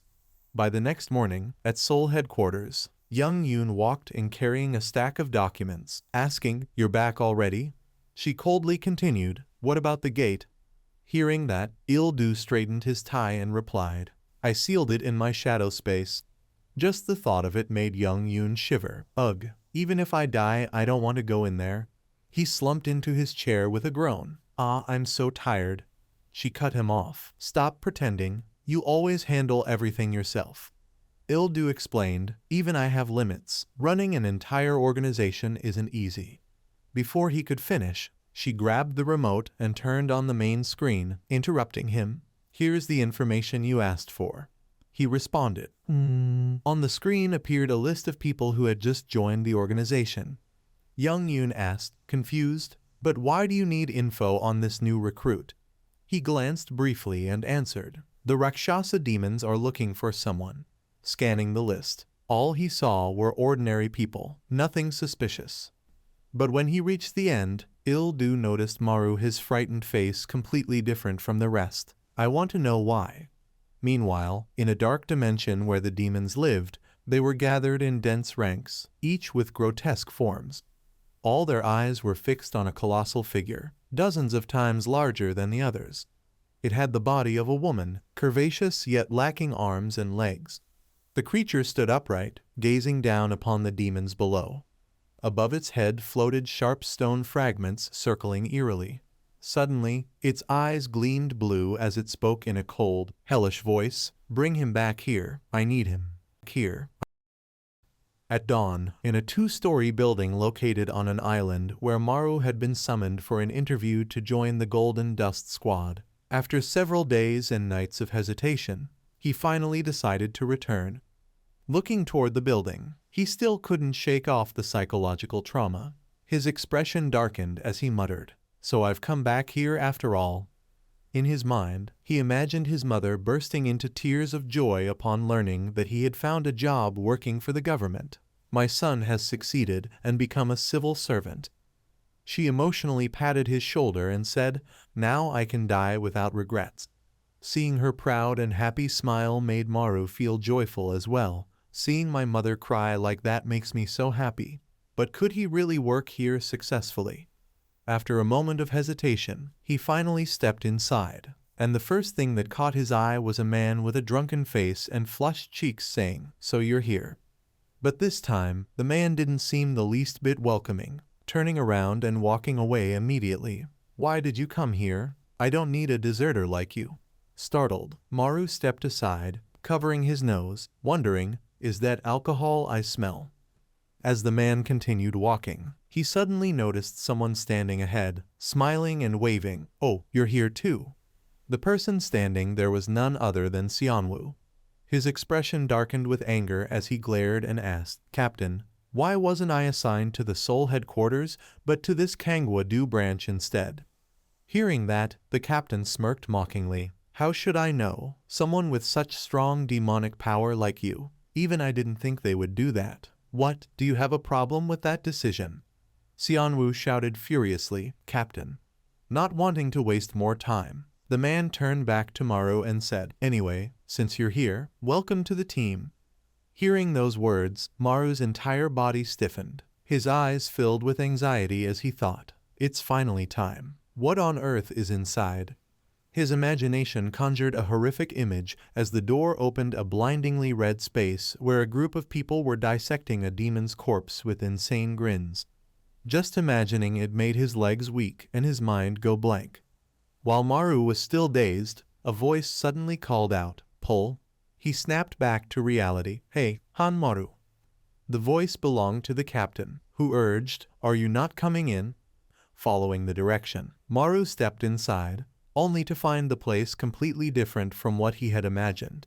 It was just an ordinary office with ordinary people diligently working. He scratched his head in surprise. This looks way different than I thought." The captain looked at him and introduced himself. "I should probably introduce myself first. I'm Go Diok Man, captain here, Go Diok Man, 41 years old, special civil servant for 12 years. He then pointed toward a short-haired woman nearby. "That's civil servant Yu Jai-won, 36 years old, special civil servant for 7 years. The man tending to the plants is civil servant Kim I-park, 51 years old, special civil servant for 7 years. Lastly, the young man with blue hair wearing headphones, civil servant Yu Hyuk, male, 21 years old, special civil servant for 1 year." After finishing the introductions, Diok Man waved his hand and winked. "All right, you two figure out the rest yourselves." Xianwu groaned in annoyance. While Maru sighed inwardly, what an irresponsible captain. Though still unsure of the situation, he sat down at his desk, thinking, "It's my first day here. I wonder what kind of work I'll be doing." He secretly glanced at the seat across from him, where an unpleasant, gloomy aura was radiating. The tension made him uneasy, his body stiff. Sitting opposite him was Xianwu, who, like Maru, seemed nervous on his first day. At least he had a companion sharing the same awkward start. After some hesitation, Maru decided to greet his new coworker. Might as well get acquainted. "Hello." Hearing his voice, Xianwu glanced back, but in an instant, his face twisted with rage, teeth grinding as if ready to devour someone. "What are you smiling at, bastard?" Maru froze in shock, unable to believe how unstable he was. Turns out Xianwu was still furious over being reassigned here. He couldn't accept that someone as capable as him had been sent to such a low-level branch. Maru sighed internally. "Why do I have such crazy teammates?" Seeing no point in talking further, he turned toward Yu Hyuk. "Hey, can I ask something?" Yu Hyuk removed his headphones. "What is it?" Maru asked. "How does the Kangwa-do unit operate?" Yu Hyuk thought seriously for a moment before replying. "Our Special Civil Service Division has 13 branches across the country, each responsible for their assigned regions. Those with high-ranking demonic powers are usually sent to critical areas where demons appear frequently. In less important areas like ours, where demons rarely show up, people work less and live more comfortably." He spun his chair lazily. "Basically, this place is for weaker employees." Maru finally understood why he had been assigned here. So that's the reason. But he still wondered, what kind of work do people here actually do? Surely they don't just sit around all day. Yu Hyuk added, "But don't think everyone here is useless. Many strong ones volunteer to come here too." Maru asked curiously, "Volunteer? Who?" Before Yu Hyuk could answer, the door suddenly opened, making them both turn. The person who entered was none other than Cha Na, the most powerful member here. Seeing her, Maru widened his eyes in surprise. She too stopped, startled. Before she could speak, Jai-won shouted angrily, "Officer Kang Cha Na, if you're on night duty, go home and shower before coming in." Cha Na quickly dried her hair, sat at her desk, and replied, "Go home for what? Might as well stay here. Going back is exhausting." Then her gaze fell on Maru and Yu Hyuk chatting together. She thought, so the newcomer has arrived. Seeing Maru's clueless face, she realized he remembered nothing about that day, so he really lost all memory of it. Meanwhile, Maru's conversation continued intensely. His mouth dropped open in shock. What? He couldn't believe his ears. We'll get life risk allowance here. Of course, risking their lives fighting demons came with benefits. Yu Hyuk raised 5 fingers and said, "Of course, the life risk bonus for dangerous work like this is 5 times the regular salary." Maru froze again, mentally shouting, 5 times? That could reach millions of won. Before he could ask more, Yu Hyuk put his headphones back on. Enough questions, get to work.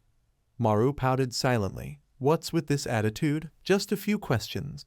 He noticed a massive alarm bell on the wall, realizing that was part of their job. Wait for the alarm to go off. Time passed quickly until afternoon. Sunlight streamed through the windows. It was already past 5, marking the end of the day for a civil servant. Maru relaxed, sipping coffee happily. Who would have thought this job would be this comfortable, high pay and all? Just then, Deok Man stretched after a long nap. Oh! He stepped out, waving to everyone. All right, wrap it up. His eyes fell on Maru. Newbie. He tilted his head toward Xianwu too. How was your first day? Xianwu's face remained dark, nothing special. Maru raised his hand. I have a question. What exactly are demons, and where do they come from? Deok Man scratched his head awkwardly. Well, no one really knows. Yu Hyuk stood up and added, just think of them as troublemakers we need to exterminate. Hearing such a vague answer, Maru was dumbfounded. So they don't even care about their origins. But maybe that made sense. Their job was to eliminate threats, not study them. He sighed, trying to reassure himself. I'm overthinking. Most people don't even know demons exist, yet they live fine. I'm a special civil servant. I should just focus on my duties. Despite being strangers, everyone here was oddly friendly. Huh, drinking, 2 rookies. Let's go grab a drink after work. Maru thought, this place is actually kind of fun. Meanwhile, at the Seoul headquarters, night had fallen but the lights remained off. Inside an elevator, Young Yoon carried a stack of files down to the basement. When the elevator reached level B, it stopped. She stepped into a secret room where someone was already waiting ill-due. He stood with his arms crossed, glancing at her. How's the situation? She handed him a report and replied, demon activity frequency has stabilized. Hearing that, he relaxed slightly. His gaze turned to the glass chamber before him. Inside was a swirling mass of golden dust, and within it, a human wearing a breathing device. Have you found out why their numbers suddenly increased? Young Yoon's face darkened. Isn't it because that day is coming? The person inside the chamber was indeed human, limbs bound tightly in iron chains. Il-Du replied, things are getting unpredictable. As he turned to leave, he reminded her, make sure all regional captains are prepared. The situation is unstable, and everyone must be ready for any unfavorable developments. Naturally, the news reached all the teams. Maru exclaimed in shock. What? The team was still enjoying grilled meat when the news broke. That day is coming. But no one seemed concerned. Jai-Won clenched her fist determinedly. Even if it comes, we'll still live happily. What's the point of worrying to death? Though surprised, Maru still had no idea what that day meant. He turned to Deok Man and whispered, Captain, what is that day? Chewing his meat, Deok Man replied casually, they say on that day, demons will appear more frequently. Even low-activity areas like ours will have more work. That's what the senior special officers predicted. The more Maru heard, the less he could eat. So that means when that day comes, countless demons will appear. We're doomed. In contrast, Deok Man cheerfully added, that's classified information. Jai-Won raised her glass and laughed. Whatever, just drink first. Park, being older, didn't care much, calmly sipping his drink. Yu Hyuk stared blankly at his phone, muttering, I just want to go home and sleep. Near them, Cha-Na chewed her meat and warned, drink less. We've got work tomorrow. Xianwu still looked miserable. Just like that morning, why did I have to be reassigned here? The group clinked glasses and laughed loudly. Cha-Na yelled, Captain, that's enough drinking. Maru sighed helplessly. Why is no one here worried? Meanwhile, on a large mountain, the pitch-black night sky suddenly lit up with a brilliant golden flash. A new gate appeared, spewing out thick clouds of golden dust. From within came chilling screams and groans. Soon, a hand with sharp claws slowly reached out. And not just one, but dozens of identical hands belonging to a demon of immense power. Behind the layer of golden sandstorm appeared the head of a demon, its veins bulging grotesquely, looking utterly repulsive. Instantly, the alarm sirens blared loudly. Everyone in Diok Man's team received the signal at the same time. Their expressions froze in shock as they exclaimed, Ah! Jai one sighed in frustration. So the demons have shown up already? The alarm's gone off. I didn't think it would happen this soon. Before anyone could even assign tasks, Cha-Na stood up, tore off her apron, and volunteered, Let me go. Even though Xianwu was drunk out of his mind and barely conscious, when he heard there was a demon to hunt, he immediately spoke up. I'll go with you, Senior. But she didn't agree, glancing sideways as she replied, No. Before Maru could even grasp what was going on, Cha-Na suddenly pointed directly at him, Let Han Maru come with me. Moments later, on the main road, the wheels spun rapidly as Cha-Na rushed toward the site where the demon had appeared as fast as she could. Unlike her, Maru was filled with anxiety, his mind tangled with thoughts. So that means there will be many demons appearing from now on. He sighed wearily. Just started the job and already facing this kind of crisis. I thought I'd only have to sit around and get paid. Just as that thought crossed his mind, Cha-Na's voice suddenly called out, startling him, Civil Servant Han Maru? He quickly replied, Yes. She continued, Stop thinking about what the captain said. Even so, Maru couldn't get those words out of his head and responded, But how can I not think about it? She reassured him, The higher-ups already have their countermeasures for that. There are plenty of strong people at headquarters, they'll handle it fine. As she spoke, her expression turned sharp with killing intent. We just need to do our job here, don't overthink. Just focus on killing every demon that appears in this area. Hearing that, Maru found her reasoning fairly convincing. It made sense, but he was still scared. Suddenly, her next words made his eyes sparkle emotionally as she praised. You possess a special ability unlike anyone else, so I'm really looking forward to seeing your performance. Maru blushed, sweat forming on his face as he thought, Special? It's the first time someone's ever praised me like that. In Cha-Na's mind, the image of Maru devouring a demon's flesh that day resurfaced, astonishing her. I've never seen anyone with demonic power like yours. But hearing that, Maru looked utterly confused since he himself didn't even know what his ability was. My demonic power. He recalled the first demon he'd encountered on the mountain and how he'd survived, so the reason I defeated that demon back then was because of this special power. Unable to resist his curiosity, he asked, So what exactly is my demonic power? Cha-Na turned to him with a smile and said, Your demonic power is devour. Simply put, you kill and eat demons literally. The moment those words left her mouth, Maru's face went pale with shock, his eyes vacant. He couldn't believe what he had just heard and asked again, That's my demonic power. After traveling a while longer, they finally reached the location where the demon had appeared. It opened its mouth and roared loudly, but before it could close it again, a wooden stake flew from somewhere, piercing straight through and tearing its tongue apart in an instant. The one who had done it was none other than Cha-Na, who shouted sharply, Shut up. Staring at the demon with its slimy skin, Maru turned away nauseated and asked, So I'm supposed to eat this thing now? She smiled and replied cheerfully, That's right, if you eat them, they won't be able to regenerate. Cha-Na pinned the demon tightly against a large tree and urged him, So go ahead and try eating it. To confirm his ability, Maru reluctantly grabbed one of its arms and thought, All right, if I can really do this, it won't be able to heal. With such a power I have to use it to my advantage. He began imagining the demon's arm as just a tentacle of an ordinary octopus. Just think of it as an octopus and eat.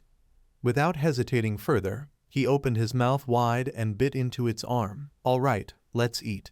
But the slimy, disgusting texture instantly made him stop. Seeing the tiny tooth marks he left on the demon's arm, Cha-Na trembled in frustration and yelled, "Hey, I told you to eat it. What are you doing?" Maru turned his face away and protested, "But it's too gross, I can't." Refusing to give up, she pushed again, "Hurry up." Maru had no choice but to take another bite. "Yes, ma'am." And so, that horrifying night finally passed. The next morning at headquarters, Maru lay slumped over his desk, looking lifeless. "I'm done for." Xianwu peeked over and asked, "Hey newbie, how was your first demon fight? You look like death warmed over." Hearing his mocking tone, Maru's ears twitched in irritation. "What I do has nothing to do with you." Xianwu barked back, "It does. Because of a weakling like you, I had to stay home. Someone as powerful as me stuck here because of you. How do you think that feels?" His finger trembled with anger as he continued, "Officer Kang seems to be giving you special treatment. That's why I'm pissed, you understand." Before Maru could respond, Xianwu turned and stormed out. "You're such a failure." Unable to hold it in, Maru shot up and shouted, "Don't go too far." Though his words came from anger, he knew there was some truth in them. He really was a failure, bad at everything. Just then, the alarm lights flashed red, blaring loudly. Hearing it, Cha-Na stood up immediately, glancing at Maru's desk and calling out, "Han Maru." But when she looked closely, he wasn't there anymore. The desk was empty. At that very moment, inside the men's restroom, Maru had locked himself in, hiding to avoid another demon hunting mission. Oh man! Sitting there clutching his throbbing head, he tried to calm himself down. "You have to stay calm. But why can't I bring myself to eat those demons?" After thinking it over for a while, he finally stopped torturing himself, sighing deeply. "This is exhausting." He dragged his tired body out of the restroom, muttering, "If every day's like this, I'll never survive." He thought it was over, but just a few steps outside, he ran straight into Cha-Na. She shouted, "Hey, where do you think you're going?" Maru flinched in shock. "Ah geez." Her eyes sharp with judgment, she asked, "You were hiding in the restroom, weren't you?"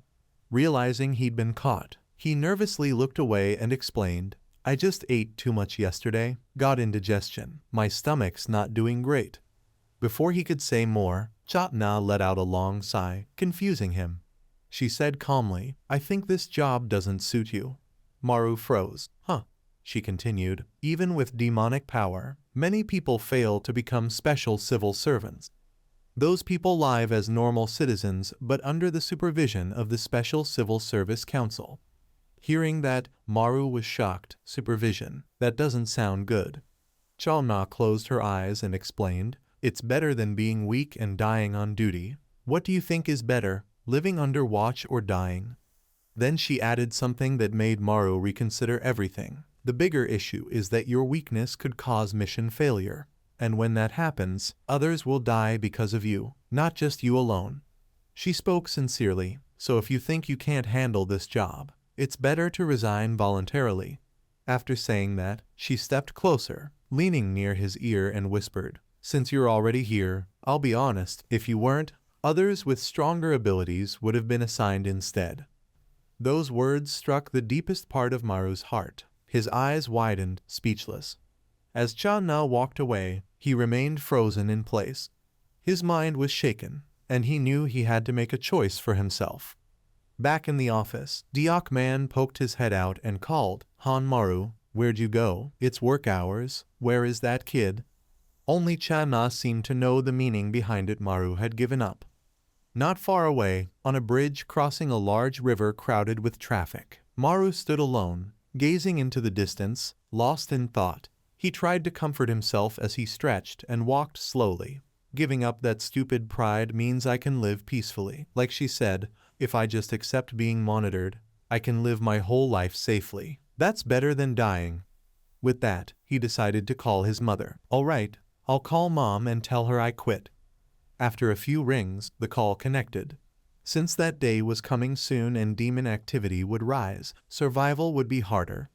Standing still, Maru spoke seriously into the phone. Mom, I have something to tell you. But before he could continue, he paused and asked, Where are you going, Mom? It turned out his mother was out hiking with friends. She replied, Oh, I'm at Inwang Mountain. Hearing that, Maru slapped his forehead and shouted, Mom, don't go hiking. That place is dangerous, I told you. But she couldn't hear him clearly because the signal was weak. Huh, what are you saying? The signal's bad here.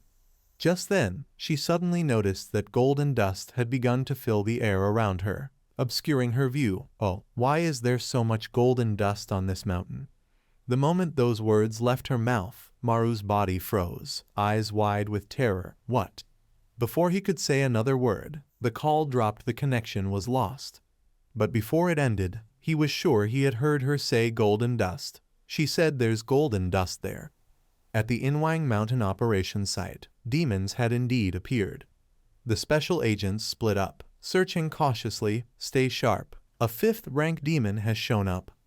Just as one man said that, he noticed a young recruit standing frozen in place. Huh. He walked over, placed a hand on his shoulder, and asked, Rookie, what's wrong? Following the young man's gaze, both of them recoiled in horror. Perched on a branch above them was a grotesque creature. In its hand was a human arm that it was gnawing on greedily. Its sharp teeth tore through flesh, blood splattering dark red everywhere. On its forehead was a gleaming mirror reflecting the blinding sunlight. Just thinking about those hideous demons made Maru lose all composure. He dashed toward Inwang Mountain to save his mother. No, Mom. No, Mom. After a while fighting the demon, the situation seemed to change for the worse. The centipede man sat trembling on the ground, his teeth clenched tightly together with a terrified look in his eyes. Right before him, all the Aspers had been killed by the mirror demon. It was still gnawing fiercely on the arm of a man. It was only a 5th-grade demon. The situation grew increasingly dangerous. At this rate, the civil servant team on Mount Inwang would be annihilated. In that moment, one man decided to stand up to stop the mirror demon. Rescue had come too late. The centipede man called softly, Captain.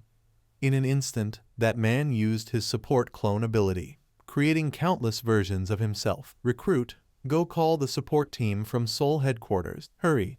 Without hesitation, he turned and ran fast, replying, Yes, Captain, I understand. Inside the restricted zone, the dust and sand kept thickening strangely, showing that the demon's power this time was not to be underestimated. Faintly hanging in the sand cloud above the steel fence was a telephone. The centipede man quickly pressed the number to call for backup. Inside the flow of golden sand, mobile phones could not work, so they had to use this phone booth instead. Scene shifted to Seoul headquarters. The call was quickly connected. Young Yoon, with a serious face, spoke. The exploration team at Mount Inwang just called requesting our support. She pointed at the map while continuing, If the demons leave the yellow zone and move into the green zone, civilians could be in danger. On the streets, the poor, unaware civilians still strolled around happily. She urged, Therefore we must go support them immediately. Facing the mirror demon with terrifying power slaughtering people indiscriminately, ordinary humans could never stand against it. A tragic scene would unfold. Blood would splatter everywhere. Even the child who was just laughing earlier would be killed by the mirror demon. Thinking of this, young Yoon raised her hand and shouted loudly, There is no time left. In front of her, a large number of Aspers had gathered, all lined up in formation. All of you, head there immediately to provide aid. Back at the foot of Mount Inwang, a taxi sped and stopped by the forest edge. From the car Maru jumped out, shouting, Thank you, sir. But as he ran further, he saw chains stretched all around along with warning signs. The mountain path was temporarily closed. He tried looking through the crowd to find any trace of his mother, but saw nothing. Maru turned to the people nearby again, despair filling him. His mother was not there, meaning she was still trapped on the mountain. He ran to an Asper and shouted, Hey sir, please let me through. My mother is trapped up there. But of course the man refused, shaking his head. No, the situation is very dangerous right now. No one can go through here, there are wild animals around. Others might believe that, but Maru knew everything. Wild animals? What nonsense, there were demons here, damn it. With no other choice, Maru decided to take his own path, climbing up the cliff out of sight of the guards. His hands struggled to grip the rough layers of dirt. At this moment he felt no fear, only worry for his mother's safety. Mom, please stay safe until I reach you. Meanwhile, deep in the forest, the storm of golden sand had not stopped but seemed to grow stronger. A woman sat there with swollen feet, saying, "What should we do now?" The one who spoke was Maru's mother's friend. She continued in pain, "The golden sand blocked my sight so I cannot see ahead." As she finished, she saw Maru's mother turning her back to her. Maru's mother said firmly, "All right then, I will carry you Bin's mother myself." Just as she said that, through the sand cloud, she spotted a faint figure climbing up the cliff. She strained her eyes to see clearly as the dust gradually faded. Her eyebrows arched in confusion. After a moment, finally, a human hand reached out from the sand. Seeing who it was, her eyes widened in shock and worry. It was Maru who had climbed up, his whole body trembling as he looked toward his mother, calling, "Mom." Seeing her son there, she still did not understand what was happening, asking, "Maru, what are you doing up there? Why did you come here?" He took out his phone showing a photo of her and her friend, replying, "I saw it on Facebook, so I came." But that was not what his mother was curious about. She asked again, "But how did you even get down here?" Looking at her son standing precariously on the cliff, she grew even more worried. "Be careful not to fall." Yubin's mother came closer and praised, "Is this your son who passed the civil service exam?" She cheerfully waved her hand. "Yes, that is him. Now he has a stable job. All that is left is to get married. But it seems he has not found anyone yet." Seeing them chatting even at a time like this, Maru shouted, "Mom, be careful. This is not the time for that. Get down the mountain quickly before something appears." The words had barely left his mouth when disaster struck. His instincts screamed that the strange creature had arrived.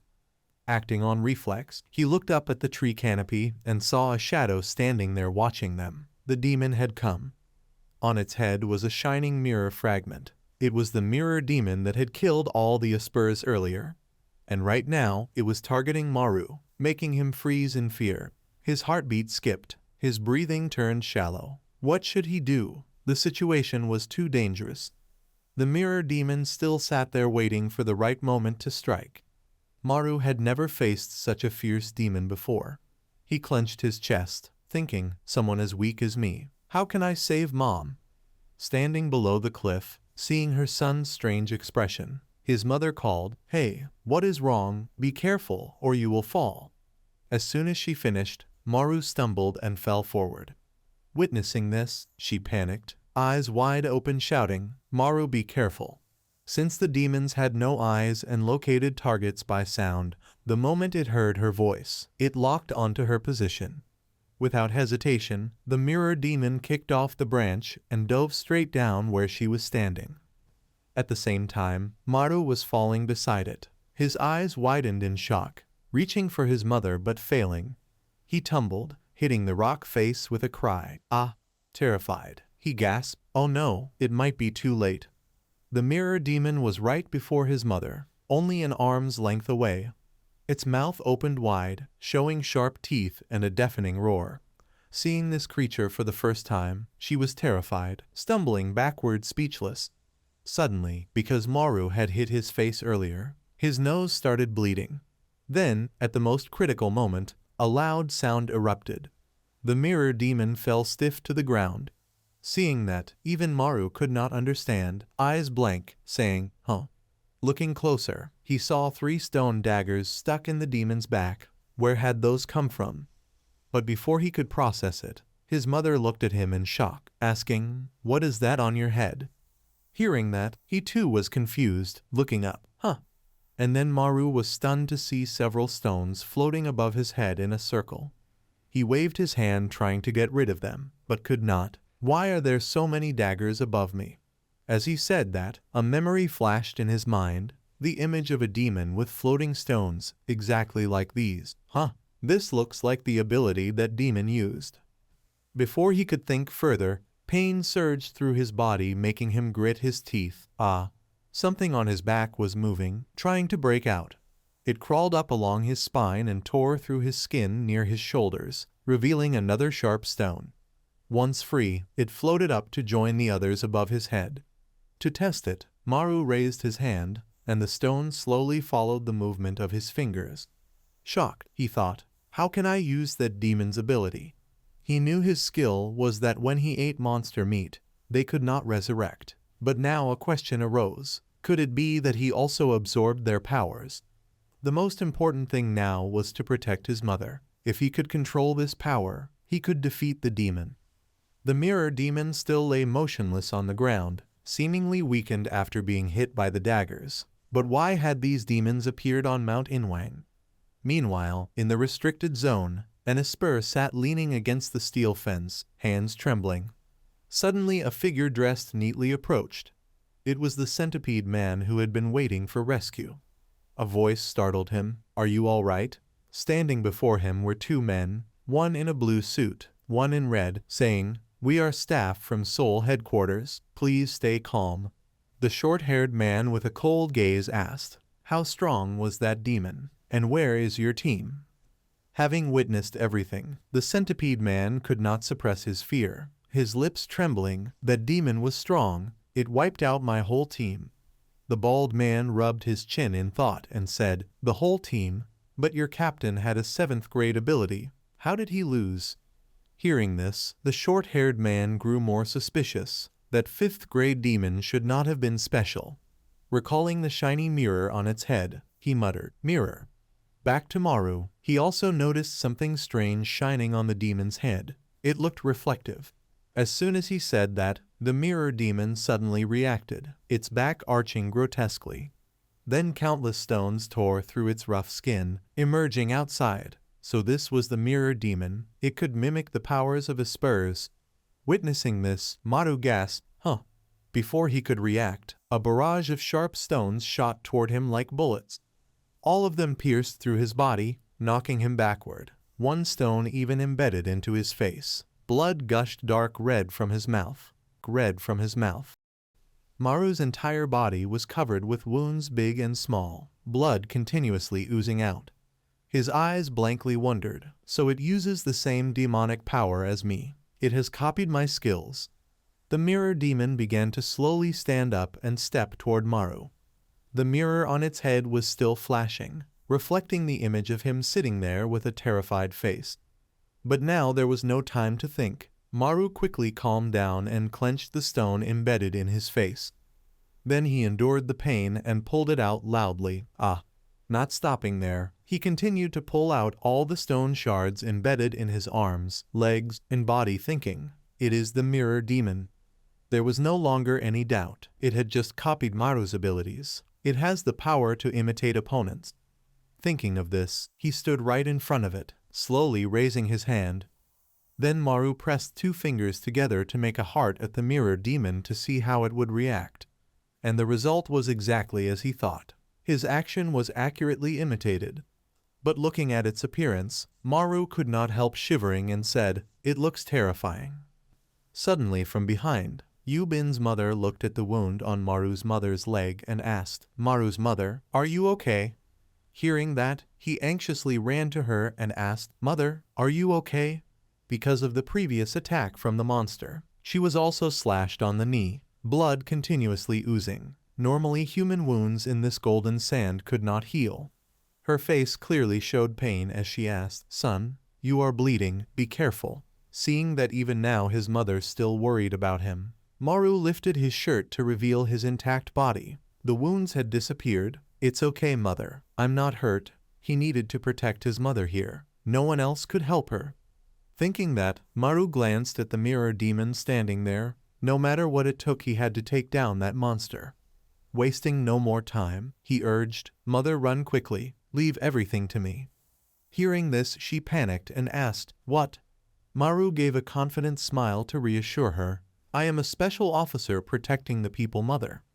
Then he slowly advanced into the golden sandstorm and affirmed, I will come back later. Maru stomped on the ground to gain momentum. Then he did not hesitate and rushed toward the mirror demon. Fear disappeared because he had to protect his loved ones. Without sight, the mirror demon could not react in time, and its whole body was dragged behind by Maru. It tensed, opened its mouth full of fangs, and roared loudly. Maru also shouted, facing this disgusting demon. Both fell down the cliff together with nothing else to do. Standing above, looking at his son falling with that monster, Maru's mother ran up in fear and called, "Maru." But it was too late. The moment she finished, she could no longer see him. Only a thick layer of golden sand covered the view. Below the cliff, Maru was lying gasping with numerous wounds, his leg broken and bent to the side. Not stopping there, he tried to sit up, clenching his lips against the pain. Being a special human, Maru's wounds healed extraordinarily fast. Even his broken foot was restored. He stood up, looking down at the mirror demon lying twisted below, thinking, "I have to lead this monster away from Mother. If it stayed here it could harm her." He needed to wait for the rescue team. At the same time, from two men from the Soul headquarters, the sandstorm thickened strangely, surprising them. What is this? In their sight, from afar, a large number of mirror demons appeared slowly advancing in enormous numbers. They were identical, completely the same as if cloned. The short-haired man pointed repeatedly at the mirror demons and asked in shock, "How can they all look the same?" The bald man thought then answered, "It seems they are mirror demons, so they have the ability to clone themselves." And indeed it was true. Copying the cloning skill of the special human, now it had created more versions of itself to confront humans. But he was not very worried, calmly deciding, "Okay, the main thing now is to find their original form, to act. As long as we eliminate the original, they will all be destroyed." But before he could finish, the man in the red suit shouted fiercely, "Guess what? Just charge and eliminate them all." Saying that, he disappeared from his position. In the blink of an eye, his fist was clenched and aimed straight at the mirror demons.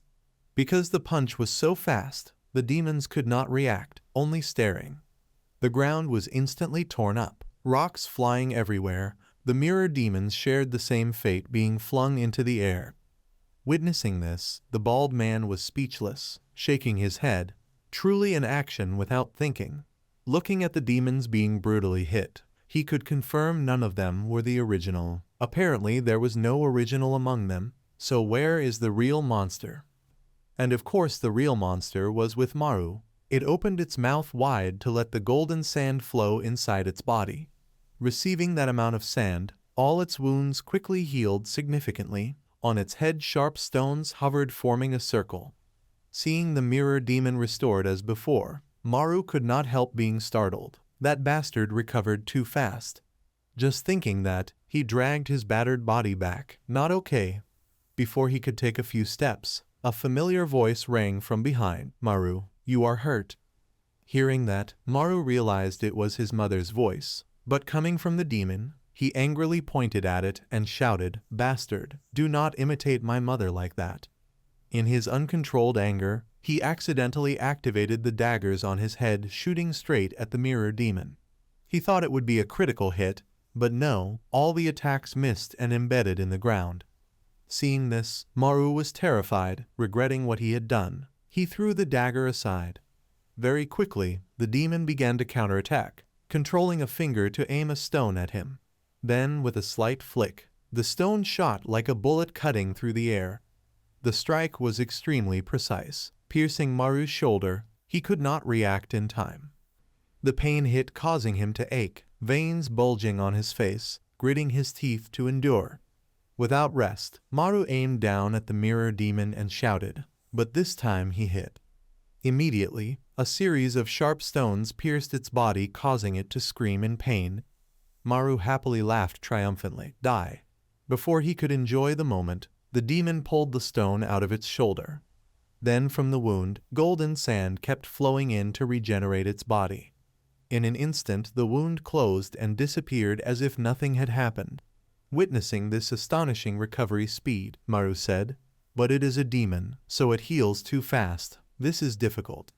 just thinking that the words Cha Na had said before appeared in his mind. Back in the match that day, Kang Cha Na looked at Maru and asked, "Did you not hear what I said?" Maru truly could not endure, lying exhausted on the ground, hands on his forehead, breathing heavily. He wiped the sweat on his face and replied, "It seems my physique is not good. Fighting monsters is too hard." But Cha Na did not give up. She raised her hand, surprising him. Maru held her hand to sit up. She continued, "Because you were scared. You gave the monsters a chance." Cha Na reminded, "In golden sand our wounds heal faster." Although knowing that, Maru still felt fear inside, saying, "Wherever it is hurt, it still hurts. If I let them not recover, I have to eat them." But thinking of that, before he could finish, a force rushed like it wanted to crush his arm. "Ah, sorry. I will try harder. No more complaining." Maru began to change the topic, asking, "But is there any way to defeat those demons?" Cha Na rubbed her chin, thinking a while, and replied, "You need to cut its neck, so it cannot produce golden sand. But honestly, you only have the ability to assist others, not enough damage to confront the demons." She smiled, pointing at Maru, and added, "In return, your healing ability is quite good." Receiving this compliment, he blushed shyly. Cha Na reminded, "So when fighting demons, do not be too afraid." Returning to the present, Maru wiped the blood on his face, thinking, "Right, I have a pretty good healing ability. Why be afraid of it?" Not only that, now he could counterattack. Thanks to skill copying, Maru now had damage as well. Below the cliff, the mirror demon had not given up, trying to climb up, but just getting used to the dagger skill, so the accuracy was not very high. Maru stared at it with determined eyes. He needed to focus more. Yet again the mirror demon imitated his mother's voice. "What is wrong, Maru?" Without hesitation, he clenched a sharp stone on his head. Now this was the only way. Thinking of this, his other hand swung, controlling a series of stones to shoot down at the mirror demon crawling. But of course it did not stand still, moving swiftly to dodge all attacks. Taking advantage of its distraction, Maru jumped straight down in front of it. He still held a stone, intending a direct strike. If he could not throw the daggers accurately, he would just jump and stab directly. Maru's eyes flashed with determination. His hand clenched tightly around the sharp stone aimed straight at the mirror demon. Facing this strike, it did not dodge at all, but stood still as if waiting for something. The more Maru looked at his attack, the more confident he became, smiling brightly, thinking, "I won." But before he could celebrate for a few seconds, suddenly the mirror demon opened its mouth and bit the stone, stopping the strike. Maru's eyes widened in shock. He exclaimed, "Huh, it blocked it, my critical strike." While he was still confused, a hand suddenly grabbed him. The mirror demon squeezed Maru's neck with such force that he could barely breathe. The air grew thinner, making him cough violently, mouth open, seeking a chance to live. Seeing him struggling, the mirror demon became even more excited, imitating his mother's voice. "Huh, why Maru?" Having said that, it grabbed a stone from the cliff, then used the momentum to leap up, dragging Maru along. Because the mirror demon was squeezing his neck, he could not react, only struggling to endure. Not stopping there, it slammed Maru down onto the ground. The impact shattered the earth and rocks into pieces, dust rising in clouds. The last weak air in Maru's throat was also running out, tears streaming, hands trembling. "I cannot breathe." In that moment, he decided to use his ability. Biting his lip to create a bleeding wound, must use the devouring skill. No more time, act quickly. Through the reflection in the mirror on the demon's head, it flashed again, and it seemed Maru's skill had been copied. Without hesitation, it opened its mouth wide and bit a large chunk out of his neck. The pain made Maru lose consciousness, screaming wildly. In that moment, he reached behind and grabbed a sharp stone just protruding from his flesh. Taking advantage of the mirror demon's distraction, he drove it straight into its neck, forcing it to release him. Finally, Maru could breathe again. Quickly pressing his hand on the neck wound, escaped. But before he could celebrate, he saw the mirror demon gnawing on something and swallowing it. Maru's mind went into chaos, face pale with fear. What is that? His vision blurred, spinning like a top. Blood keeps flowing. Cannot heal. As he had suspected, the neck wound could not heal even in the golden sand, blood gushing soaking his white shirt. At this moment, Maru realized, could this monster also copy his devouring ability? Looking at the blood in his palms, he felt even more desperate. Losing so much blood, how long can I last?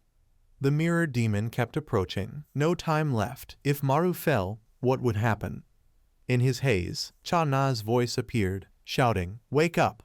Seeing him lying on the ground, she asked frustrated, "How many times have you fainted?" Maru had to confess the illness he had long hidden. "No, it is anxiety disorder, uncontrollable." He clenched his chest, continuing, "I feel tightness and shortness of breath, as if I am about to die." Hearing this, Cha-Na leaned down, interrupting, "Then you must overcome it. If you cannot, the feeling of impending death will become reality." She gave him a solution. "Imagine I am the last line of defense and fight. If you fall, your mother will be in danger." Back in reality, Maru's mother in the forest kept calling for him, "Maru, Maru." Surrounded by thick dust, she could not see him, only calling loudly as she moved, "Maru, my child." Thanks to her voice, he finally snapped awake. Maru's face was pale, sweat pouring down. But now he would not give up, hand gripping the sharp stone, tearing his palm and bleeding. The mirror demon mirrored him, holding a stone as if waiting for Maru to charge. Remembering Cha-Na's words, he drew motivation. Even if he dies, he must defeat the mirror demon. Thinking that, Maru bit his lip, making it bleed. Then without hesitation, he charged at the demon shouting. The mirror demon did the same, charging madly with jaws full of fangs, showing its dominance. They collided like moths to a flame, the mirror on its head still blazing. Finally, the mirror demon struck first, thrusting the sharp stone straight at Maru. The stab pierced his ribs, sending pain throughout his body, trembling violently. Tears streamed down, but he gritted his teeth, enduring. Without hesitation, he swung his hand, flinging the stone high into the air. However, at a certain height, the stone hovered motionless. The mirror demon stared at Maru, imitating his mother. "Why Maru?" Uncertain of his thoughts, he suddenly looped his arms behind the demon, pulling it close. Maru exerted all his strength to hold it, not letting it escape. At that moment, a series of sharp stones embedded in dry branches, and the ground suddenly shifted, wriggling as if trying to break free. In a blink, they all shot outward in unison. The direction they aimed was precisely where Maru and the mirror demon stood. The stones pierced the demon, causing pain, yet it could not escape Maru's grip. Its mouth opened wide, head thrown back, the mirror on its forehead flashing. It had copied skills and used the stones to attack Maru, piercing his body. Despite the intense pain, he did not give up, gritting his teeth, controlling the remaining stones. As he expected, the mirror demon was cut apart, limbs severed, body flying in all directions. Not stopping there, a critical strike shot at lightning speed. The strike pierced the demon's neck, decapitating it on the spot. Before it could react, its head rolled on the ground, tongue lolling. Maru relaxed, letting go of the demon, its body collapsing behind him. He sat exhausted, still with sharp stones embedded in him. At this moment he could not believe he had defeated such a terrifying mirror demon. Breathing heavily, I won. Maru lay down facing the bloodied corpse of the demon. Meanwhile, in the forbidden area, the bodies of the clone mirror demons disintegrated into dust, surprising the man in the red suit. He looked at the battered demon in his hands, suddenly dead, and asked, "The demons are disappearing. Have we eliminated the original?" The bald man stood frozen and replied, "No, the original was destroyed elsewhere." This made him even more curious. Who killed its original? After the mirror demon was defeated, Maru's neck wound finally healed. Touching it, he found it gone. The demon was dead, so his wound was healing, fortunately. Even after killing it, thinking back, Maru shivered. "This time I almost died." Thinking that, he decided to turn and go home to his mother. She must be worried. But before he could take a few steps, suddenly a figure stood behind him and said, "Eat, eat." Startled, he turned, frightened. The man pointed at him and commanded, "Eat." Seeing this, Maru could not believe his eyes, recoiling, thinking, why do forgotten memories return? And the one speaking was none other than his father. "Father, why did you force me to eat that thing? What is it?" Thinking of that, Maru froze, staring at the demon's body. That mirror demon was really strong, its power strange. A primal instinct compelled him to step forward, devour it. He could absorb its power through devouring. Maru recalled Diok Man's words before. In a year, the demons will pour down like rain, a prophecy from a special officer. When that day comes, to protect his mother, Maru must be stronger. With no time to think, he made a decision, sitting by the demon's corpse. Maru's eyes flashed coldly, grabbing its severed arm. Then, without further words, he began to savagely bite and tear the mirror demon's arm. He chewed thoroughly and swallowed, no longer feeling disgust. Maru's eyes suddenly glowed golden, wiping the blood from his mouth. From now on, any strong demon, Maru must eat. Thus, his fear vanished, determination driving him to become stronger to protect those he loved. At Seoul National University Forest Hospital, everything had finally returned to normal. Inside the hospital room, Maru's mother exclaimed in astonishment, "They said I fainted on the mountain." However, after saying that, she appeared calm as if she remembered nothing. Chewing an apple as she continued, "I don't remember anything." Seeing that his mother had forgotten everything, Maru felt somewhat relieved. "Really, you don't remember anything?" He recalled the horrifying scene at that time and silently felt lucky. Ah, thank goodness. At the moment when the mirror demon was about to catch her, no, it's too late. She could not remember any of those things. Because of the sandstorm, she remembered nothing that happened on the mountain.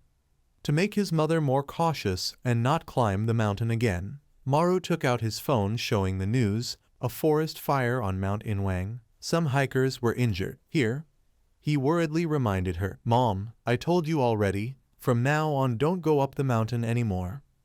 Hearing that, she looked a bit sad and disappointed as she replied, "But I said I saw someone who looked like your father on Mount Inwang. That's why I went up there."